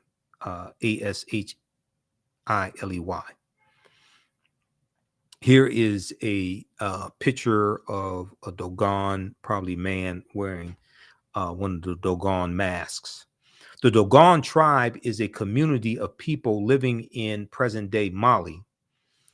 Their original point of migration to their present locale is not known. However, some scholars have traced their ancestry to the ancient Egyptian Empire. They are about 300,000 in population, occupying about 700 villages with an average of about 500 inhabitants per village. The Dogon tribe possesses a rich oral history and knowledge of astronomy. A rich oral history and knowledge of astronomy, and this dates as far back as 3200 BC. As far back as 3200 BC. According to the oral tradition of the Dogon tribe, the star named Sirius A, the brightest star in the night sky with a bluish tinge, Sirius A, has an invisible companion star scientists have named Sirius B. So the Sirius A and Sirius B star system. Sirius A is in the constellation of Canis Major, the big dog, Sirius A. This companion star is not only invisible to the naked eye, but also completes a trip around Sirius A every 50 years. Okay, they show Sirius A, Sirius B, and you see Sirius B is much smaller. Okay, now the Dogon have had knowledge of Sirius A and Sirius B going back thousands of years. Now, knowledge of the presence of Sirius B as an invisible companion star to Sirius A and its orbit has been with the Dogon tribe for long, and it has been incorporated into their oral literature as well as customs and ceremonial rituals since the days of antiquity, long before Galileo is reported to have invented the telescope in 1609. Sirius B, the invisible companion star of Sirius A, remained unseen until a large telescope was used to photograph it in 1970. Okay, so European astronomers basically didn't know about Sirius B until like 1970. But even before the invisible star was captured in the night sky by the telescope, Marcel Griaule and Germain Dieterlen, two French scientists, are reported to have recorded information on the presence of Sirius B in the sky from four different Dogon priests, Okay, so they're getting this information from the Dogon who already know about this. According to a Dogon oral tradition, a race of beings from the sky named Nomos gifted them with the knowledge of Sirius B. The Nomos, according to the oral tradition, looked like amphibians.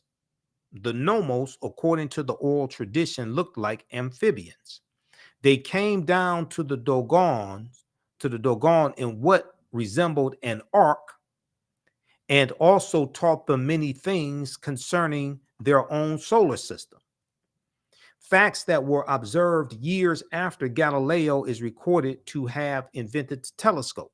Okay, I think they mean facts before Galileo is recorded to have invented the telescope. It is always interesting to discover how advanced in knowledge, skill, and wisdom the ancient African tribes were, and the extent of their immense contribution to world civilization.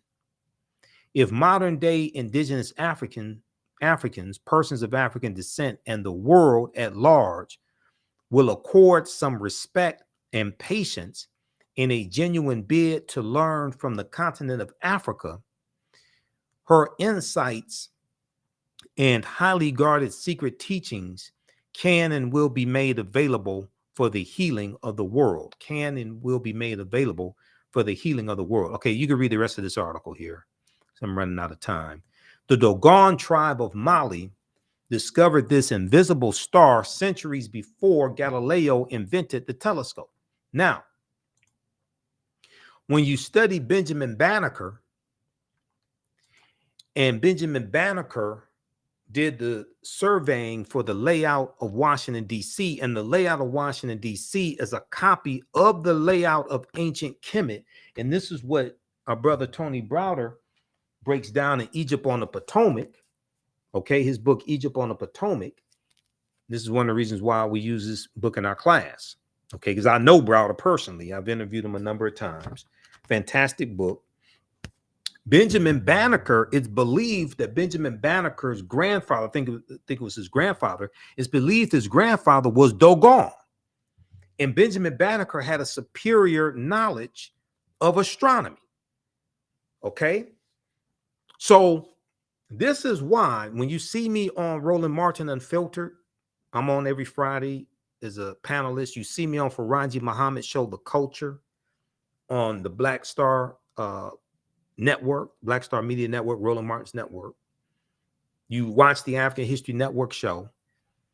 This is why when you hear me talk about reparations, I say the concept of reparations, the root concept means to repair the damage of something that was done, to make you whole again, to restore you back to a state prior to when the damage was done, to make you whole again.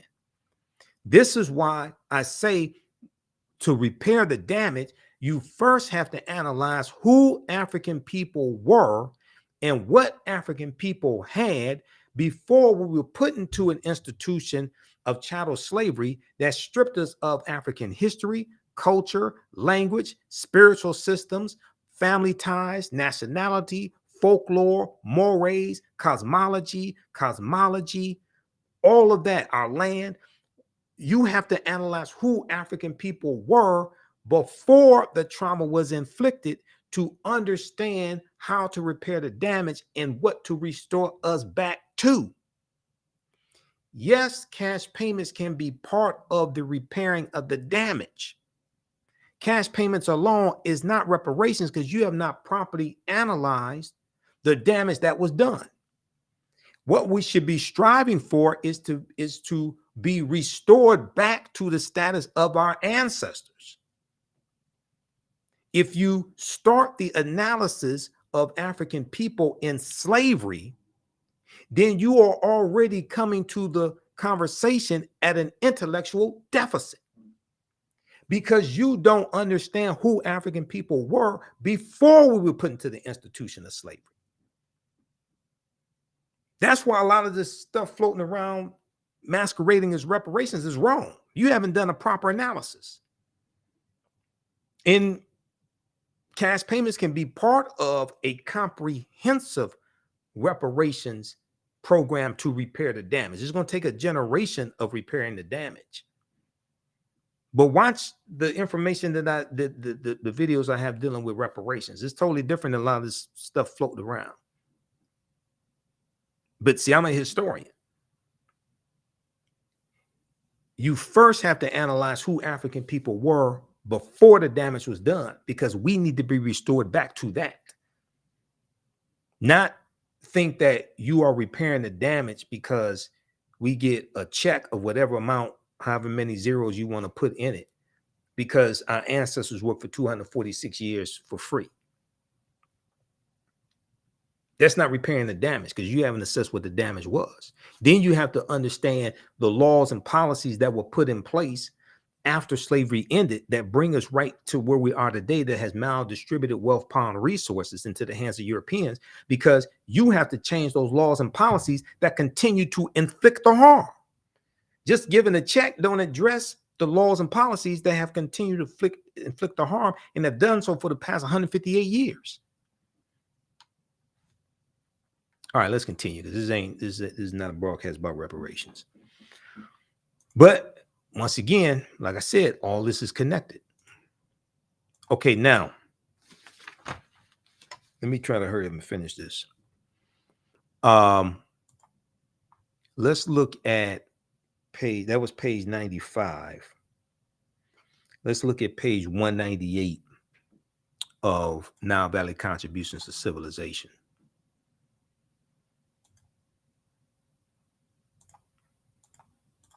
Because page 98 deals with, let me see, let's go to this. I want to go to, no, I want page 168, I should say. Page 168 deals with, that's 95. This is 168 right here. This deals with understanding how ancient Kemetic deities influenced the deities of the Greeks and the Romans. And it talks about Dahuti, who we just saw on page 95, who delivered the Annunciation to Auset, that she was going to give birth to Heru. Okay, so we see Dahuti here, the ibis-headed netter, who carries two staffs. And if we look at this here, okay, Dahuti, the netter of science, writing, measurement, divine articulation of speech, and medicine, holds in his hands two staffs with entwined snakes. Okay, two staffs with entwined snakes. Each staff has a snake wrapped around it. One serpent wears the crown of Upper Kemet, Upper Egypt, and the other wears the crown of Lower Kemet, Lower Egypt. Tahuti was referred to as Thoth by the Greeks. Now, the second deity is Hermes amongst the Greeks. Hermes was the Greek equivalent of Tahuti, who is shown carrying a staff which has two entwined snakes, a staff which has two entwined snakes. It was called the staff of Hermes, Hermes, Hermes. In Greek mythology,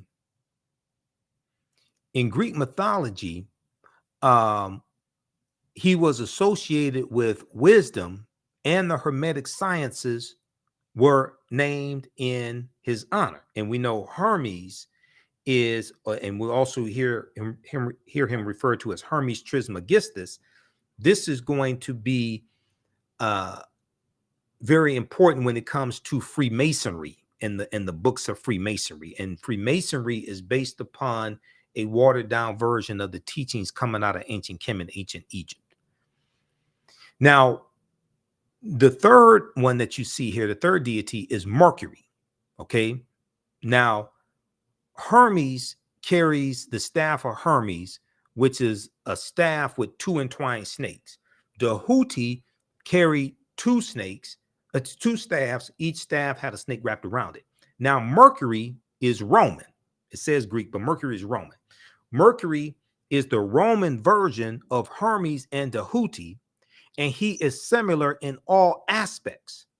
The staff that Mercury carries is called the caduceus, and it has been adopted as the universal symbol of medicine. Okay, so this is the caduceus. So when you see the caduceus and you see like different medical associations have the staff with two snakes wrapped around it, and the wings of Ma'at, or the wings of Ra, that's an ancient African symbol that is basically stolen from Africa, but Africa does not get the credit for it.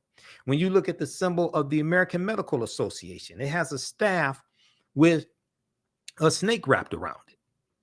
Okay, so there's symbols of Africa all around us, whether it's the Washington Monument, okay, which is a Tekken, okay, whether it's the caduceus, etc. There's symbols of Africa all around us. We have to become history detectives and understand how to decode these symbols and how to trace all this back to Africa so we can remember, so we can put back the pieces of our fragmented mind and help to recover, because we have to recover psychologically from the transatlantic slave trade and after slavery, the Reconstruction era, Jim Crow era, etc. The trauma that's been passed down.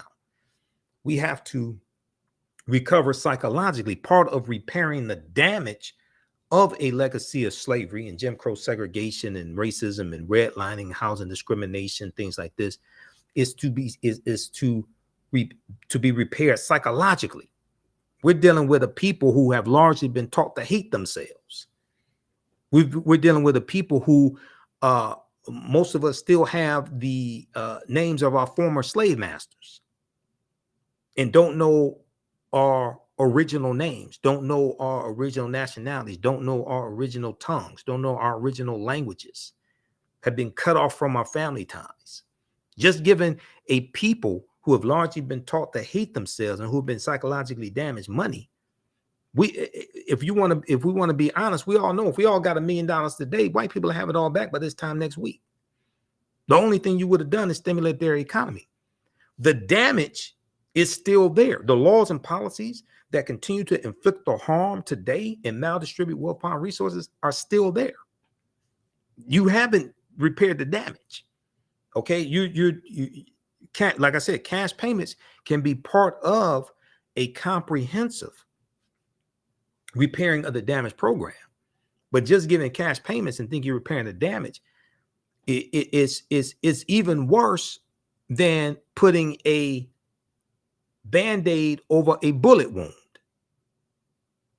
because you haven't even removed the bullet that's causing the trauma. You're putting a band-aid over a wound with the bullet still in it, causing the trauma. You haven't even removed the bullet. But let's continue, because this is not a reparations presentation. Okay, so that was page 168. We did that. And I talked about patron saints, right? So what is a patron saint? Because what happens is when we study Christianity, and they like to talk about all the Africans, they believed in many gods and things like this, and they were all heathens and pagans and you know, well, what they did in Christianity was, now this may go outside the circumference of some people's awareness, okay? Just because you disagree with it or don't like it does not mean it's not true. This means you have to do some research to understand what I'm talking about. What they did in Christianity was they replaced the Neteru, the forces of nature, the different deities like coming from ancient Kemet, ancient Egypt. They replaced them with the patron saints. And in the okay, so when we just looked at page 168 of Nile Valley Contributions to Civilization by Tony Browder, and we looked at the Houthi, Hermes, and Mercury. Okay, and Mercury is a messenger, and the Houthi delivered the Annunciation to the Virgin Offset. Okay, well, in the Christian tradition, who delivers the Annunciation to the Virgin Mary? That's Gabriel, the messenger angel. Gabriel, the messenger angel, delivers the Annunciation just as the Houthi delivered the Annunciation. So what you're going to see in Christianity, you're going to see emissaries, you're going to see helpers of the Creator, helpers of Yahweh, or whatever name you want to put on it. Some people talk about the Elohim.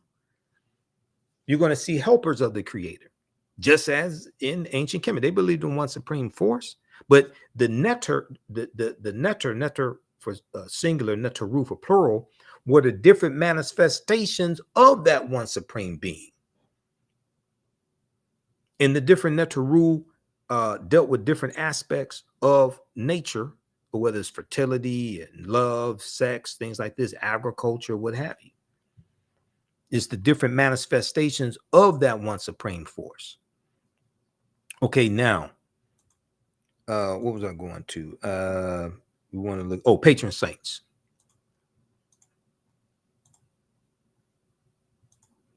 Believe me, I'm trying to hurry up and wrap this up, but I have a list here of what to get through. So I want to make sure we get through the information that I have laid out here, because this is all pertinent to understanding Easter, Oistra. What is a patron saint? If we look at Britannica Concise Encyclopedia, a patron saint is a saint to whose protection and intercession a person, society, church, place, profession, or activity is dedicated. The choice is usually made on the basis of some real or presumed relationship, like St. Patrick is the patron saint of Ireland because he is credited with introducing Christianity there. Now, Patrick, this may go outside the circumference of some people's awareness. Patrick was a mass murderer. He killed thousands of Druids. I talked about this in my St. Patrick's Day broadcast, and we dealt with the history of Patrick, former British slave. Patrick wasn't Irish, he was British. His color wasn't green, it was blue. And he killed Pope Celestine I, sent Patrick into Ireland in 432 AD to convert the Irish to Christianity. And the Druids were dealing with a watered down version of the teachings from ancient Kemet, ancient Egypt. And the Druids wore a helmet that had a uraeus on it.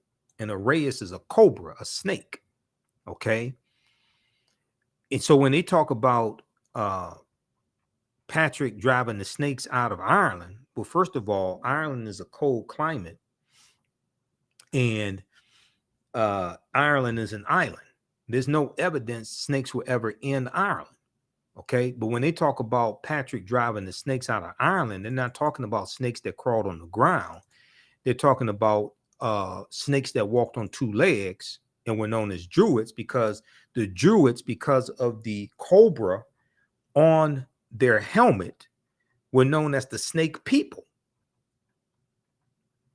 And what the Druids were teaching conflicted with the teachings of the Christian church, because the Druids were talking about acquiring knowledge and awakening the power of God inside of you, which is related to the story of Asar, Aset, and Heru.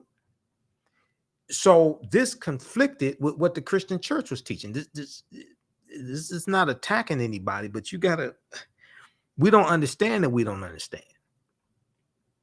Okay, so to force Christianity on the Irish, they had to kill the Druids because they were the ones with the knowledge.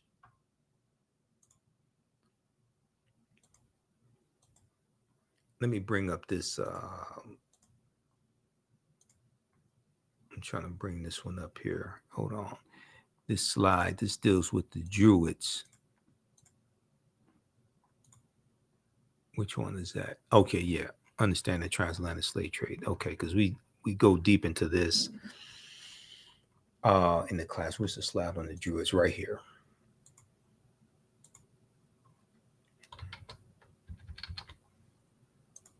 All right. So the Druids wore a helmet like the priestly kings in ancient Kemet.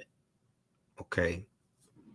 And the word Druid in Old Irish means he who knows, he who knows. And what the Druids were dealing with, their teachings, it was called the gnosis, or the true knowledge. All right. And what the ruling elite were dealing with in Europe was a watered down version of the teachings coming from ancient Kemet, ancient Egypt. But what they gave to the masses, and this is not attacking anybody, but what they gave to the masses was Christianity. And the masses were illiterate. Like 90% of the European population were illiterate. They couldn't read or write. So they couldn't read the Bible that they were told was the word of God. So it was easy to manipulate them. But the ruling elite that gave the masses Christianity in Europe. Now, I'm not talking about early forms of Christianity, because early Christianity prior to the First Council of Nicaea in 325 AD looked a lot like traditional African spiritual systems. A lot of early Christians believed in like types of reincarnation. And a lot of your early Christian saints were Africans. So early Christianity looked a lot like traditional African spiritual systems, because as Professor James Small, one of my teachers, Professor James Small, talks about, Europeans took fragments from the periphery of African spirituality, okay, to form Christianity, Islam, and Judaism. He has a fantastic presentation that deals with Christianity, Islam, Judaism, fragments of African spirituality, where he goes deep into this. All right. So, okay, so let's move on, because we could be here all night. Now, I don't have that type of time or energy. Okay, so we did page 168. We talked to, patron saints. Let's go back to patron saints. Now, in Christianity, the patron saints replaced the Neteru. All right.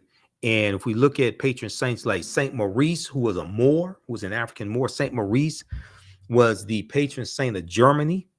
Okay. Saint Patrick was the patron saint of Ireland. He's credited with introducing Christianity and the Latin language, because he is conquering on behalf of the Roman Empire. This is 432 AD Common Era. This is before 476, when the Vandals and the Visigoths crushed the western portion of the Roman Empire. So this is 5th century AD Common Era. Okay. You have Saint Nicholas of Amsterdam and Russia. Saint Nicholas is the patron saint to children and pawnbrokers and moneylenders and prostitutes, things of this nature. And it's going to be from Saint Nicholas that the real person, Saint Nicholas, who was a 4th century saint in Myra, which is modern day Turkey.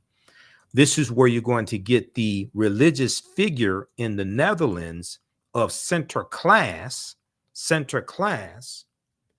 And Sinterklaas is in Dutch. In the Dutch language, Sinterklaas means Saint Nicholas.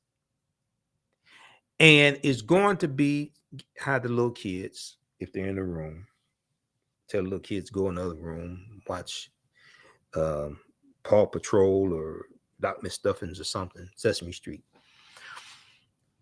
Sinterklaas was a religious figure that wore a white outfit with a red cape. And he had like a red and white hat, similar to the hat that the Pope wears, which we know comes from the double crown of the pharaohs, or the Nasubitis from ancient Kemet.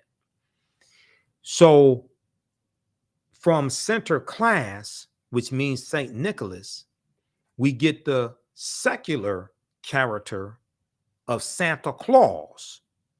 Santa Claus means Saint Nicholas, and Santa Claus has the red and white outfit with the red and white hat, etc.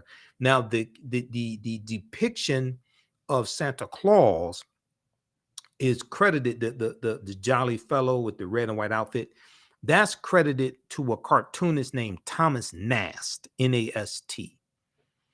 And one of the things in literature that really popularized Santa Claus, the secular character of Santa Claus, is the poem A Visit from St. Nicholas by the Reverend Clement Clark Moore.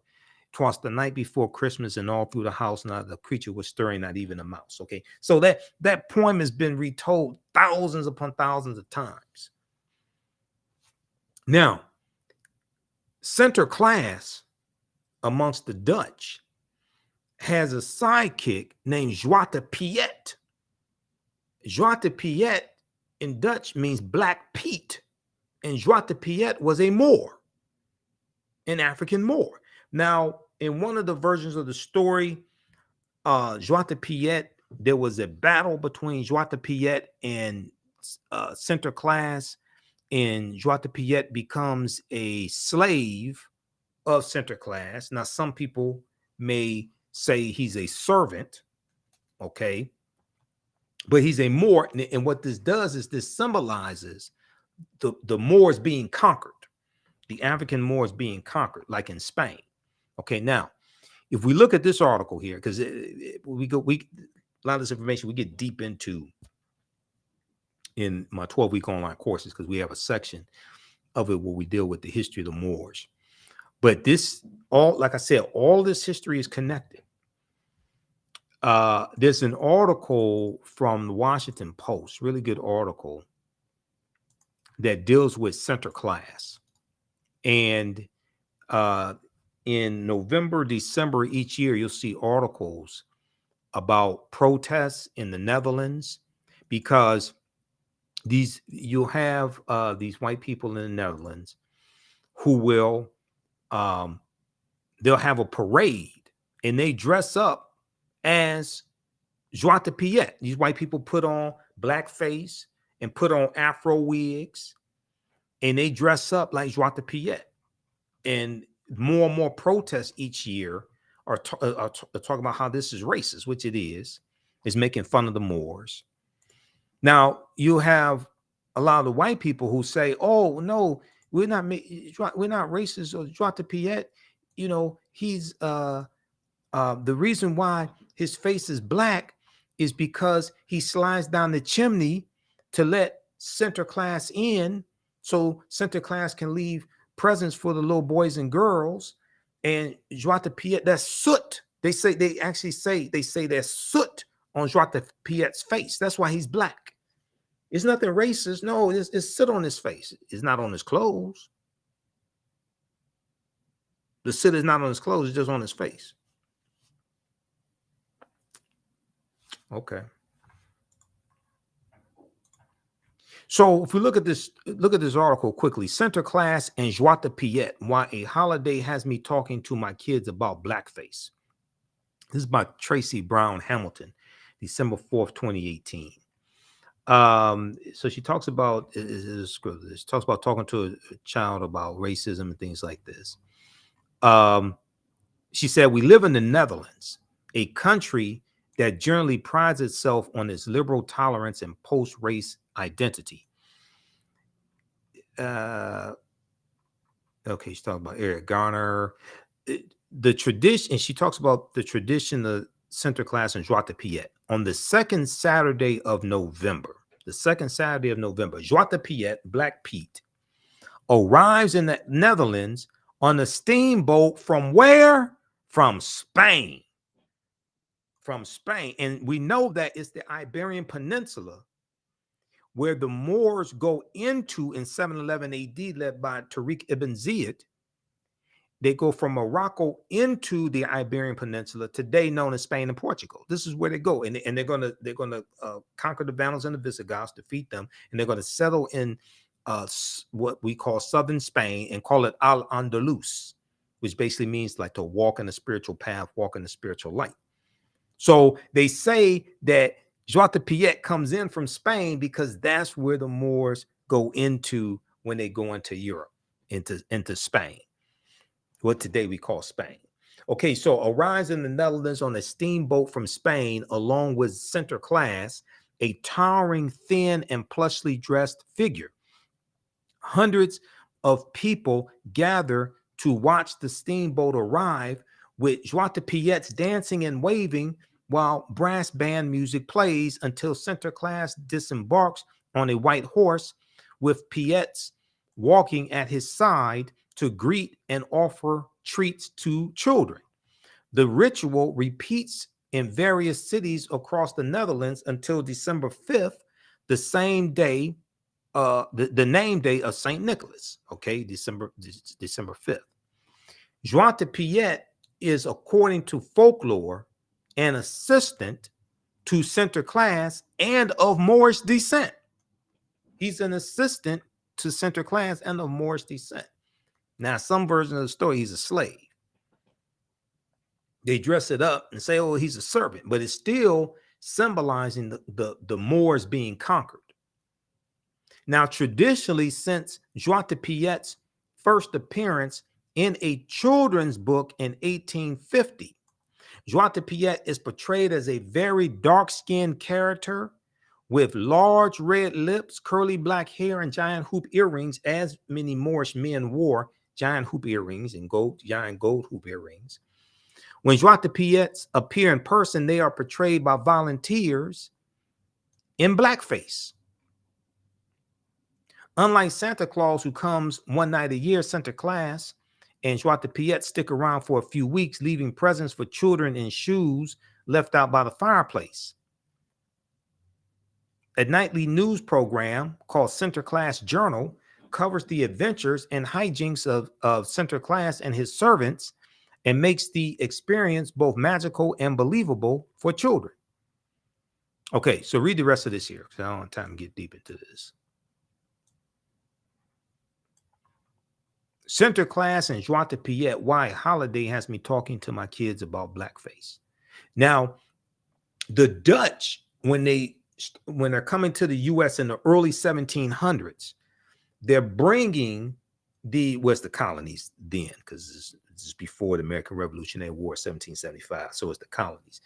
They bring this mythological, this religious character of center class, they bring that, and it's going to be transformed into the secular character of Santa Claus. All right, now,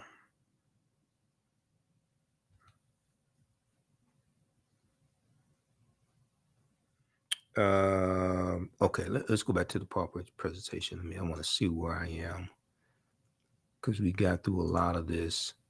And what was it? Oh, yeah, we talked about Tariq Ibn Ziyad,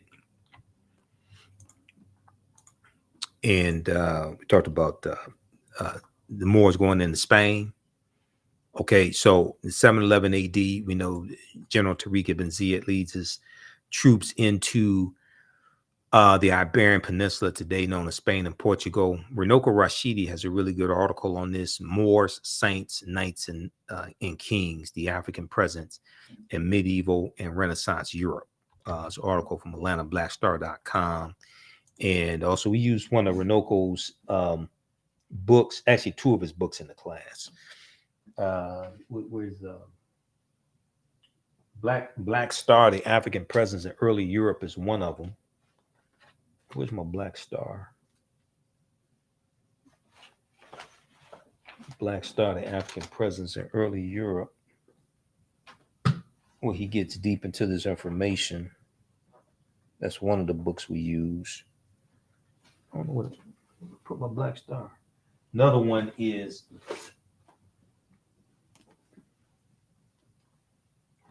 this one right here, Golden Age of the Moor, edited by Dr. Ivan Van Sertima. This is another book we use. You don't have to buy any of these books to follow along in the class, but we use these as reference. Black Star, I gotta find Black Star. It's around here somewhere. But anyway, I think I put it in this, I think it's in this stack here.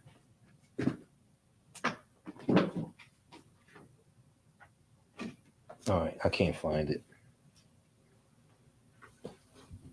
Here's a book everybody should have: The Destruction of Black Civilization by Dr. Chancellor Williams. Have and read. Don't just have it on your shelf. This right here, The Destruction of Black Civilization by Dr. Chancellor Williams. My Black Star, I don't know. It's in here somewhere. Here's another book of Renoko's that we use in the class. African Star over Asia, the Black Presence in the East. This deals with the African presence in Asia. Okay, now let's continue here. I'm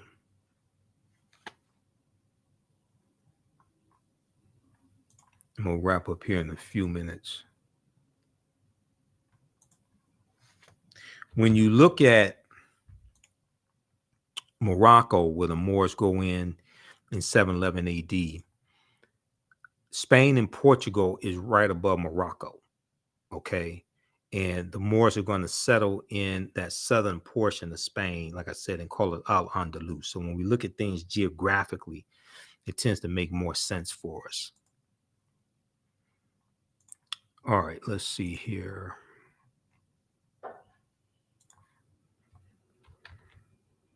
I'm almost done. Now, when we look at, okay, so we dealt with patron saints. Let's talk about the Passover. I mentioned the Passover earlier.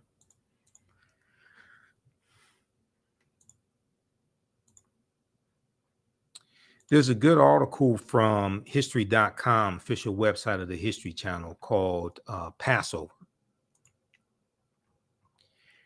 And when we watch the Ten Commandments, we hear about the children of Israel and fleeing from Egypt, and they were slaves in Egypt, and the Pharaoh was so cruel all this stuff. And then they're going to flee Egypt. They're going to be led out by Moses. And Egypt is going to be cursed with 10 plagues because they treated the God's children so horribly, and God's going to punish them with 10 plagues and different things like this, right? There's a good article from the History Channel called Passover. I encourage everybody to read it. So they go through and they talk about the Passover. They talk about the Exodus, things like this. They talk about what we read in the Bible, those that read the Bible.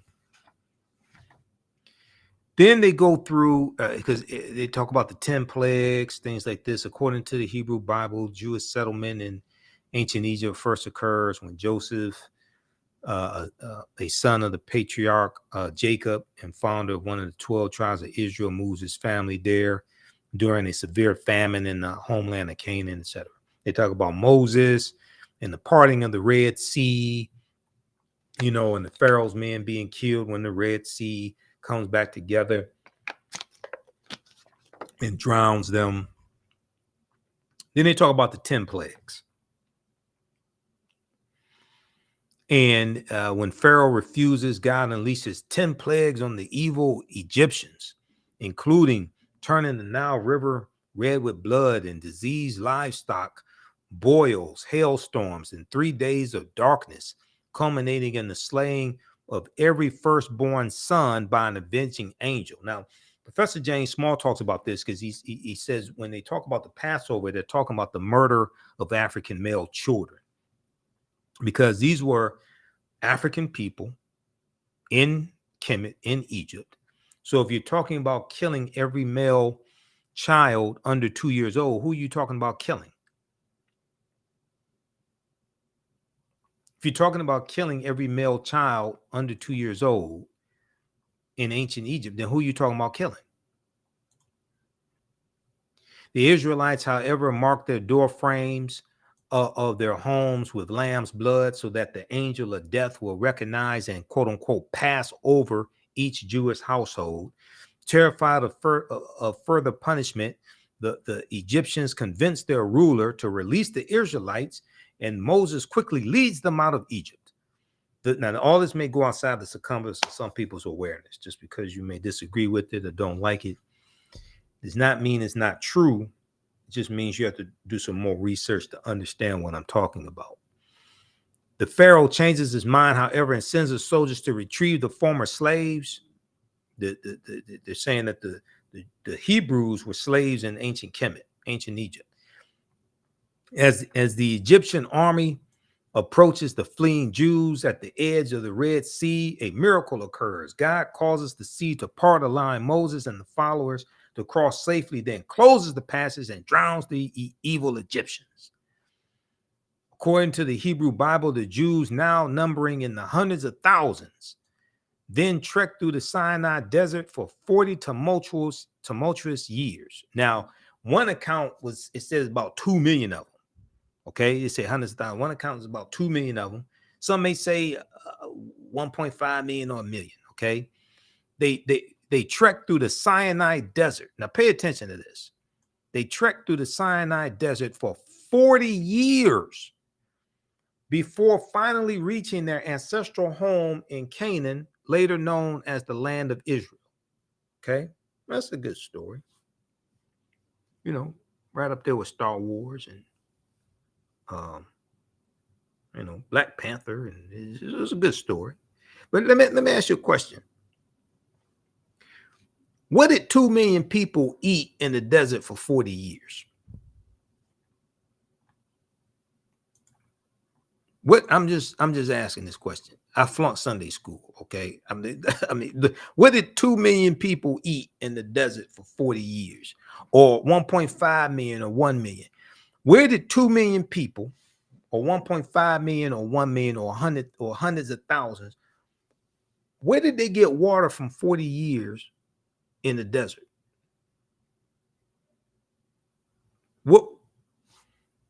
Where did they get clothes from for 2 million people for 40 years in the desert? What did 2 million people eat in the desert for 40 years?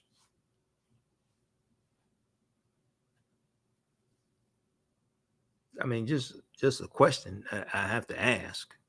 This is, I mean, there's a logical question.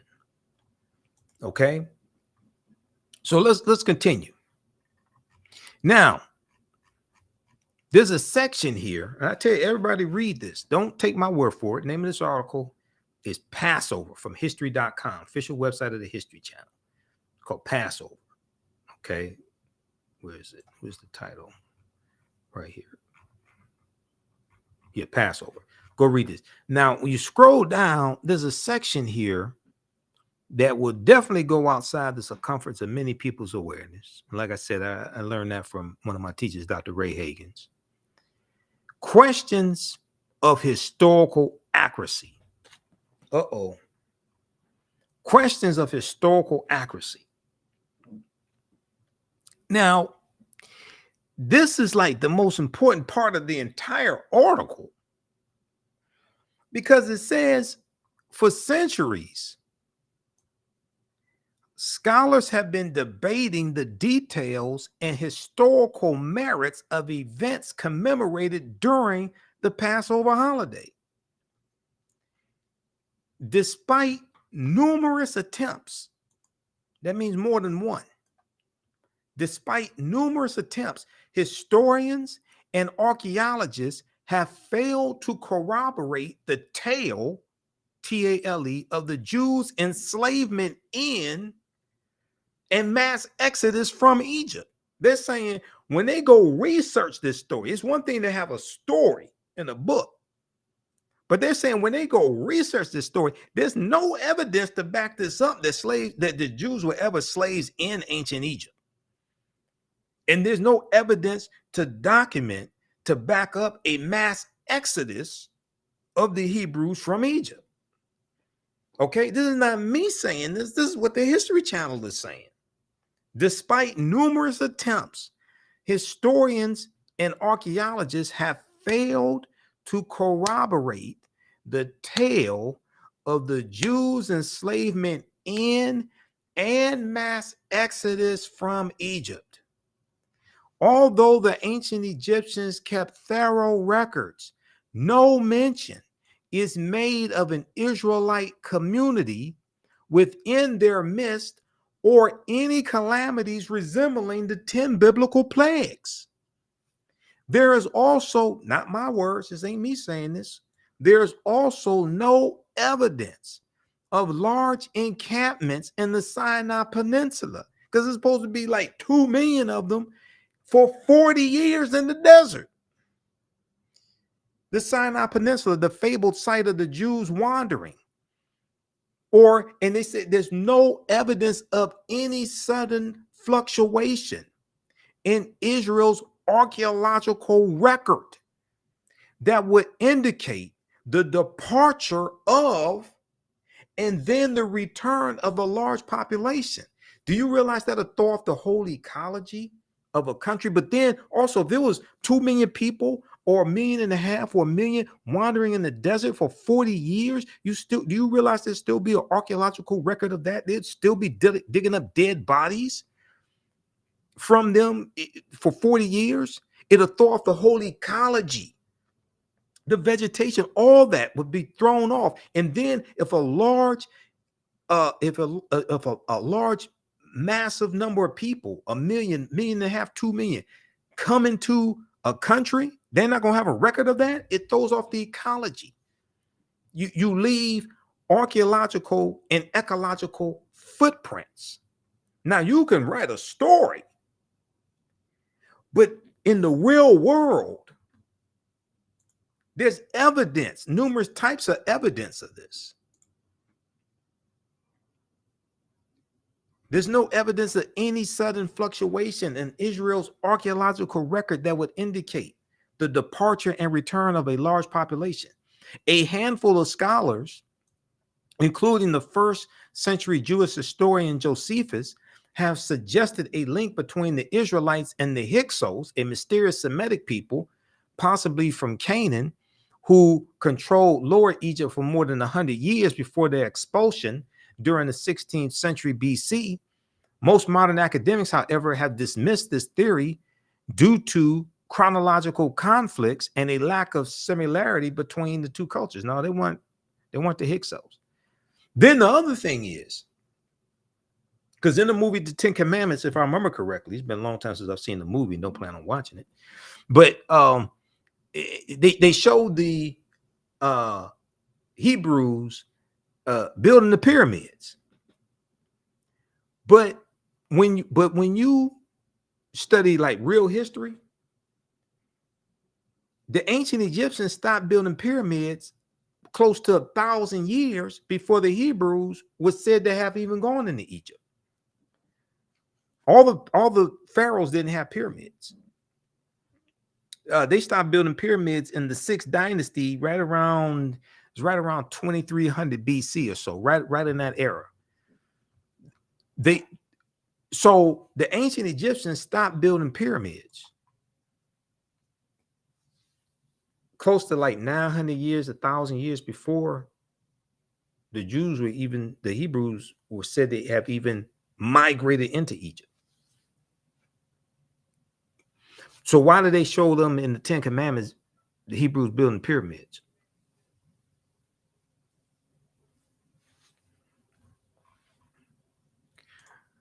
All right, now, let me see. Okay, we got through that. Same thing. I have my checklist here. Make sure we get all this. Ten Commandments. Okay, so one last article we're going to look at here is from time.com, well, two, very quickly. The National Retail Federation has some good information dealing with the money that's involved in Easter. Once again, I'm not telling people don't celebrate Easter. Okay, you want to buy your Easter outfit and things like that and go to church. I'm not saying don't do that. I'm saying we need to understand the history behind what it is we've been taught to celebrate, so we have a better understanding of what it is that we are participating in. And once you have all the information to understand this, you decide you want to still participate in Easter, that's fine. But once you have more information, it may alter or change how you decide to participate in these European holidays. So National Retail Federation, NRF.com, has information on Easter. Seeds planted for record high Easter spending, a closer look at what's driving the expected $24 billion in spending, which is up from about 20 million from about 20 billion in 2022. Is going to be an egg-citing Easter. Who the hell wrote this? With consumer spending for the holiday expected to reach a new high of $24 billion by the 81% of Americans who say they're celebrating, according to the annual survey from the National Retail Federation and Proper Insights and Analytics. Okay, National Retail Federation and Proper Insights and Analytics. Here's a closer look at how some consumers are making their springtime celebration memorable. Decorations and flowers blooming to new heights. Okay, so they go through and break all this stuff down. But it's expected $24 billion will be spent during the Easter season, buying clothes and Easter eggs and chocolate Easter eggs and jelly beans and all different types of things, like Easter baskets and all different types of things like this. Okay, so check this out from the National Retail Federation. They have information there on Easter. Seeds planted for record high Easter spending.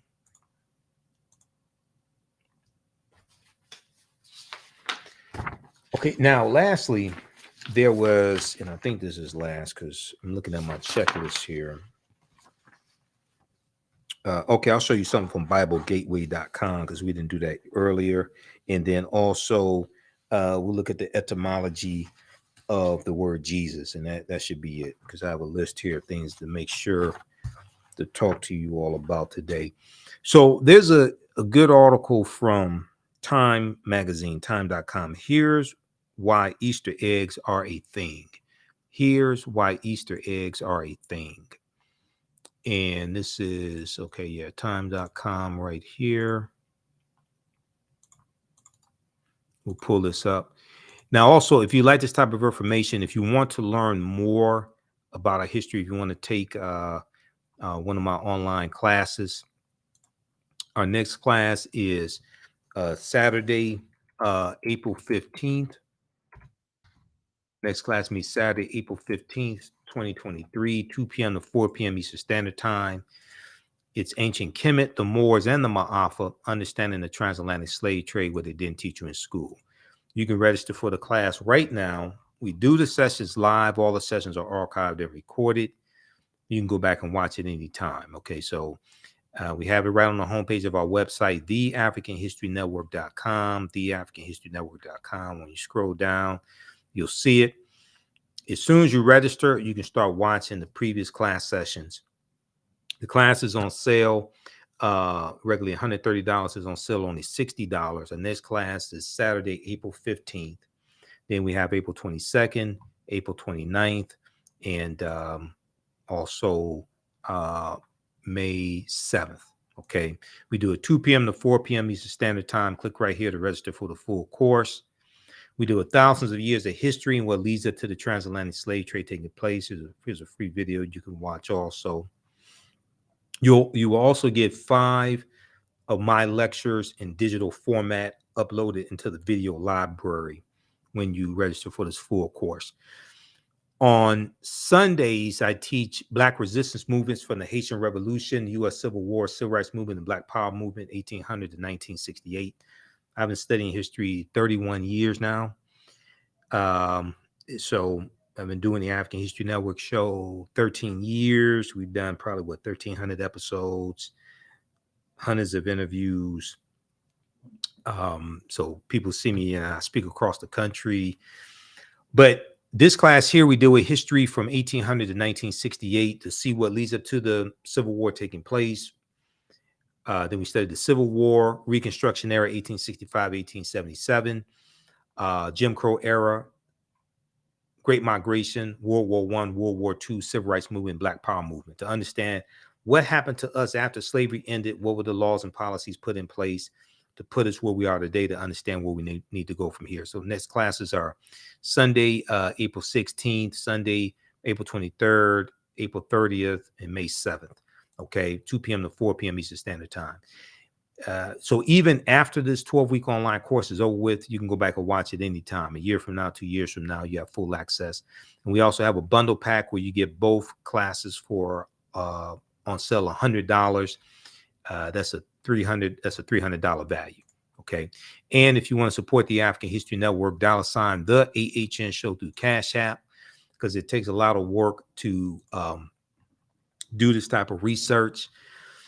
It takes a lot of work and resources to be able to do all this, run the African History Network. So you can support us through Cash App, $ the AHN show through Cash App is our official Cash App tag here, or through PayPal, paypal.me/the AHN show. So you can click on these links here. This takes you to our PayPal and Cash App information here. And our QR code for Cash App is right here also. Okay.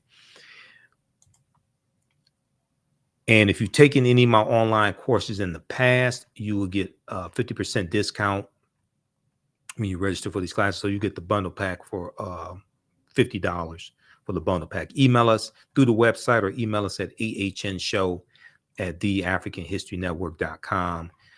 ahnshow@theafricanhistorynetwork.com. You are a returning student, so you'll get a discount. Okay, if we look at this article here from Time Magazine, name of this article is Here's Why Easter Eggs Are a Thing. Here's why Easter eggs are a thing. Okay. And this is by Olivia B. Waxman, April 6, 2023. It was updated. I want to scroll down, look at this piece here. The origin story of Easter eggs in medieval Europe. The origin story of Easter eggs in medieval Europe starts in medieval Europe, but it may or may not have originated with Christians. According to some, the first Easter eggs actually belong to a different religious tradition. Quote, many scholars believe that Easter had its origins as an early Anglo-Saxon festival that celebrated the goddess Eastre, Eastre, and the coming of spring, celebrated the goddess Eastre and the coming of spring, the season spring. In a sense, a resurrection of nature from after winter. In a sense, a resurrection of nature after winter.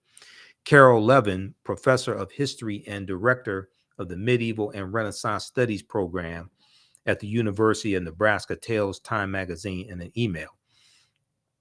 Quote, some Christian missionaries hoped that celebrating Christian holy days at the same times as pagan festivals would encourage conversion, especially if some of the symbols carried over, especially some of the symbols that the quote unquote pagans were celebrating carried over to the new Christian celebrations.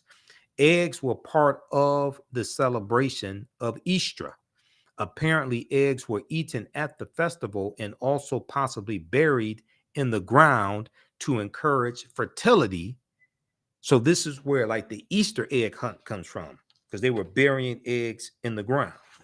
So then you go have an Easter egg hunt to go find these multicolored eggs, okay? And they have different colors, different bright colors to represent spring and rebirth. So read the rest of this article here. Here's why Easter eggs are a thing from Time magazine, time.com. All right, now, lastly here, I didn't get a chance to go to BibleGateway.com, First Corinthians,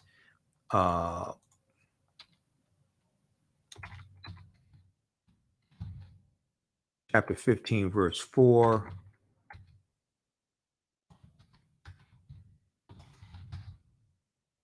Because this goes back to what we're talking about in the beginning, and it deals with the resurrection. Let's see, this is what I want here. Buried, okay, raised, okay, right. So let's look at this quickly here, BibleGateway.com.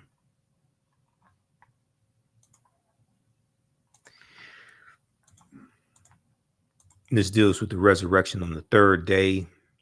First Corinthians chapter 15, verses 4 through 7. That he was buried, that he was raised on the third day in accordance with the scriptures, and that he appeared to Cephas, then to the 12. Okay, so raised on the third day. All right, now, so we did that. Talked about the winter solstice. Then it is Easter. Okay, Ten Commandments. We did all of that. Oh, the etymology. The Etym Online etymological dictionary. I didn't get a chance to show you this here.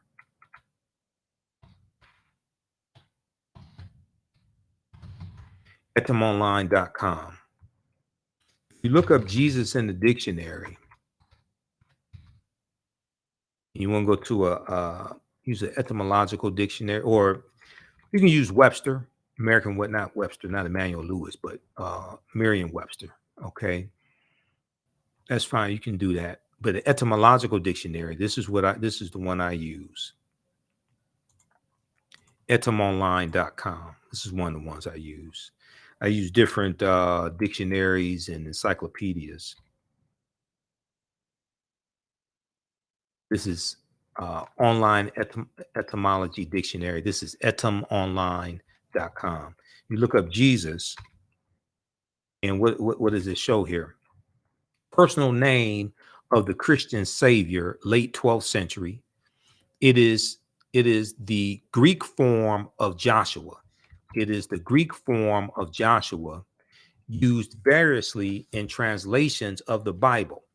It's from the late Latin Iesus, I-E-S-U-S, Iesus, properly pronounced as 3 syllables.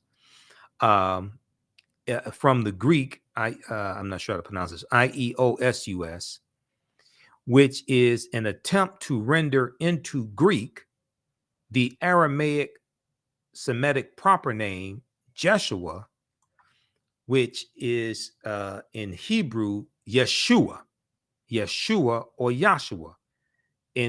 So Yeshua is Hebrew. Yeshua means Jah is salvation. Jah is salvation. This was a common Jewish personal name during the Hellenizing period. It is the later form of the Hebrew Yahshua, Y-E-H-O-S-H-U-H. Okay, so read this. So Jah is salvation. So when you listen to reggae music and you listen to Rastafarians and things like this, they're talking about Jah. Okay, that's what this is in reference to. Jah is salvation. I told you all this is connected. You listen to Bob Marley and they talk about, or different types of reggae music. They talk about Jah. That's what this is in reference to. This is all connected. All right, now, let's see here. Okay, Jana said that's why the pagan holidays are wrong. Let's see. Chocolate Chip is in the house, says, so of our young people needs to understand. I think she means so many of our young people needs to understand where we started from. And as Mr. Imhotep stated, that they will know where they belong in our history. When I was talking about reclaiming our history, reclaiming our minds, and repairing the damage of legacy of slavery, Jim Crow segregation, etc. Smitty Rock 70 said, interesting. Okay. Jana Matthews posted some emojis. All right. Okay. One Pretty Boy 11 said, great show and information.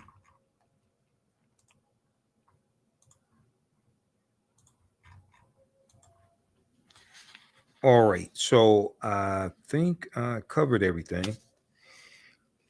So we went longer than I had anticipated, but this is a lot of information. Like I said, this is all this history is connected together. And I have a lot of this information. I teach a lot of this history. So it is what it is. All right, well, look, be sure to follow us on our Facebook fan page, The African History Network, The African History Network. Follow us on our YouTube channel, Michael Imhotep, I-M-H-O-T-E-P. Turn on live notifications so you know when we go live as well. If you want me to do a presentation for your group or organization, you can email me right through the website, theafricanhistorynetwork.com, theafricanhistorynetwork.com. We can make that happen, either a in-person presentation or virtual presentation. Juneteenth is coming up as well, and Juneteenth is coming up. Marcus Garvey's birthday, August 17th. Malcolm X's birthday, May 21st. Different celebrations, festivals are coming up. So you can email me at ahnshow@theafricanhistorynetwork.com or email me through the website. Be sure to register for the online courses that I teach also. And that's going to do it for us. Okay. So hopefully you learned a lot today. And be sure to follow us on our social media platforms. Oh, Instagram. It's Michael Imhotep on Instagram, I-M-H-O-T-E-P, Michael Imhotep on Instagram also. We have to get out of here. Remember, write down is correct wrong behaviors, not over till we win. Wakanda forever. We'll talk to you next time. Peace. Thanks for tuning in.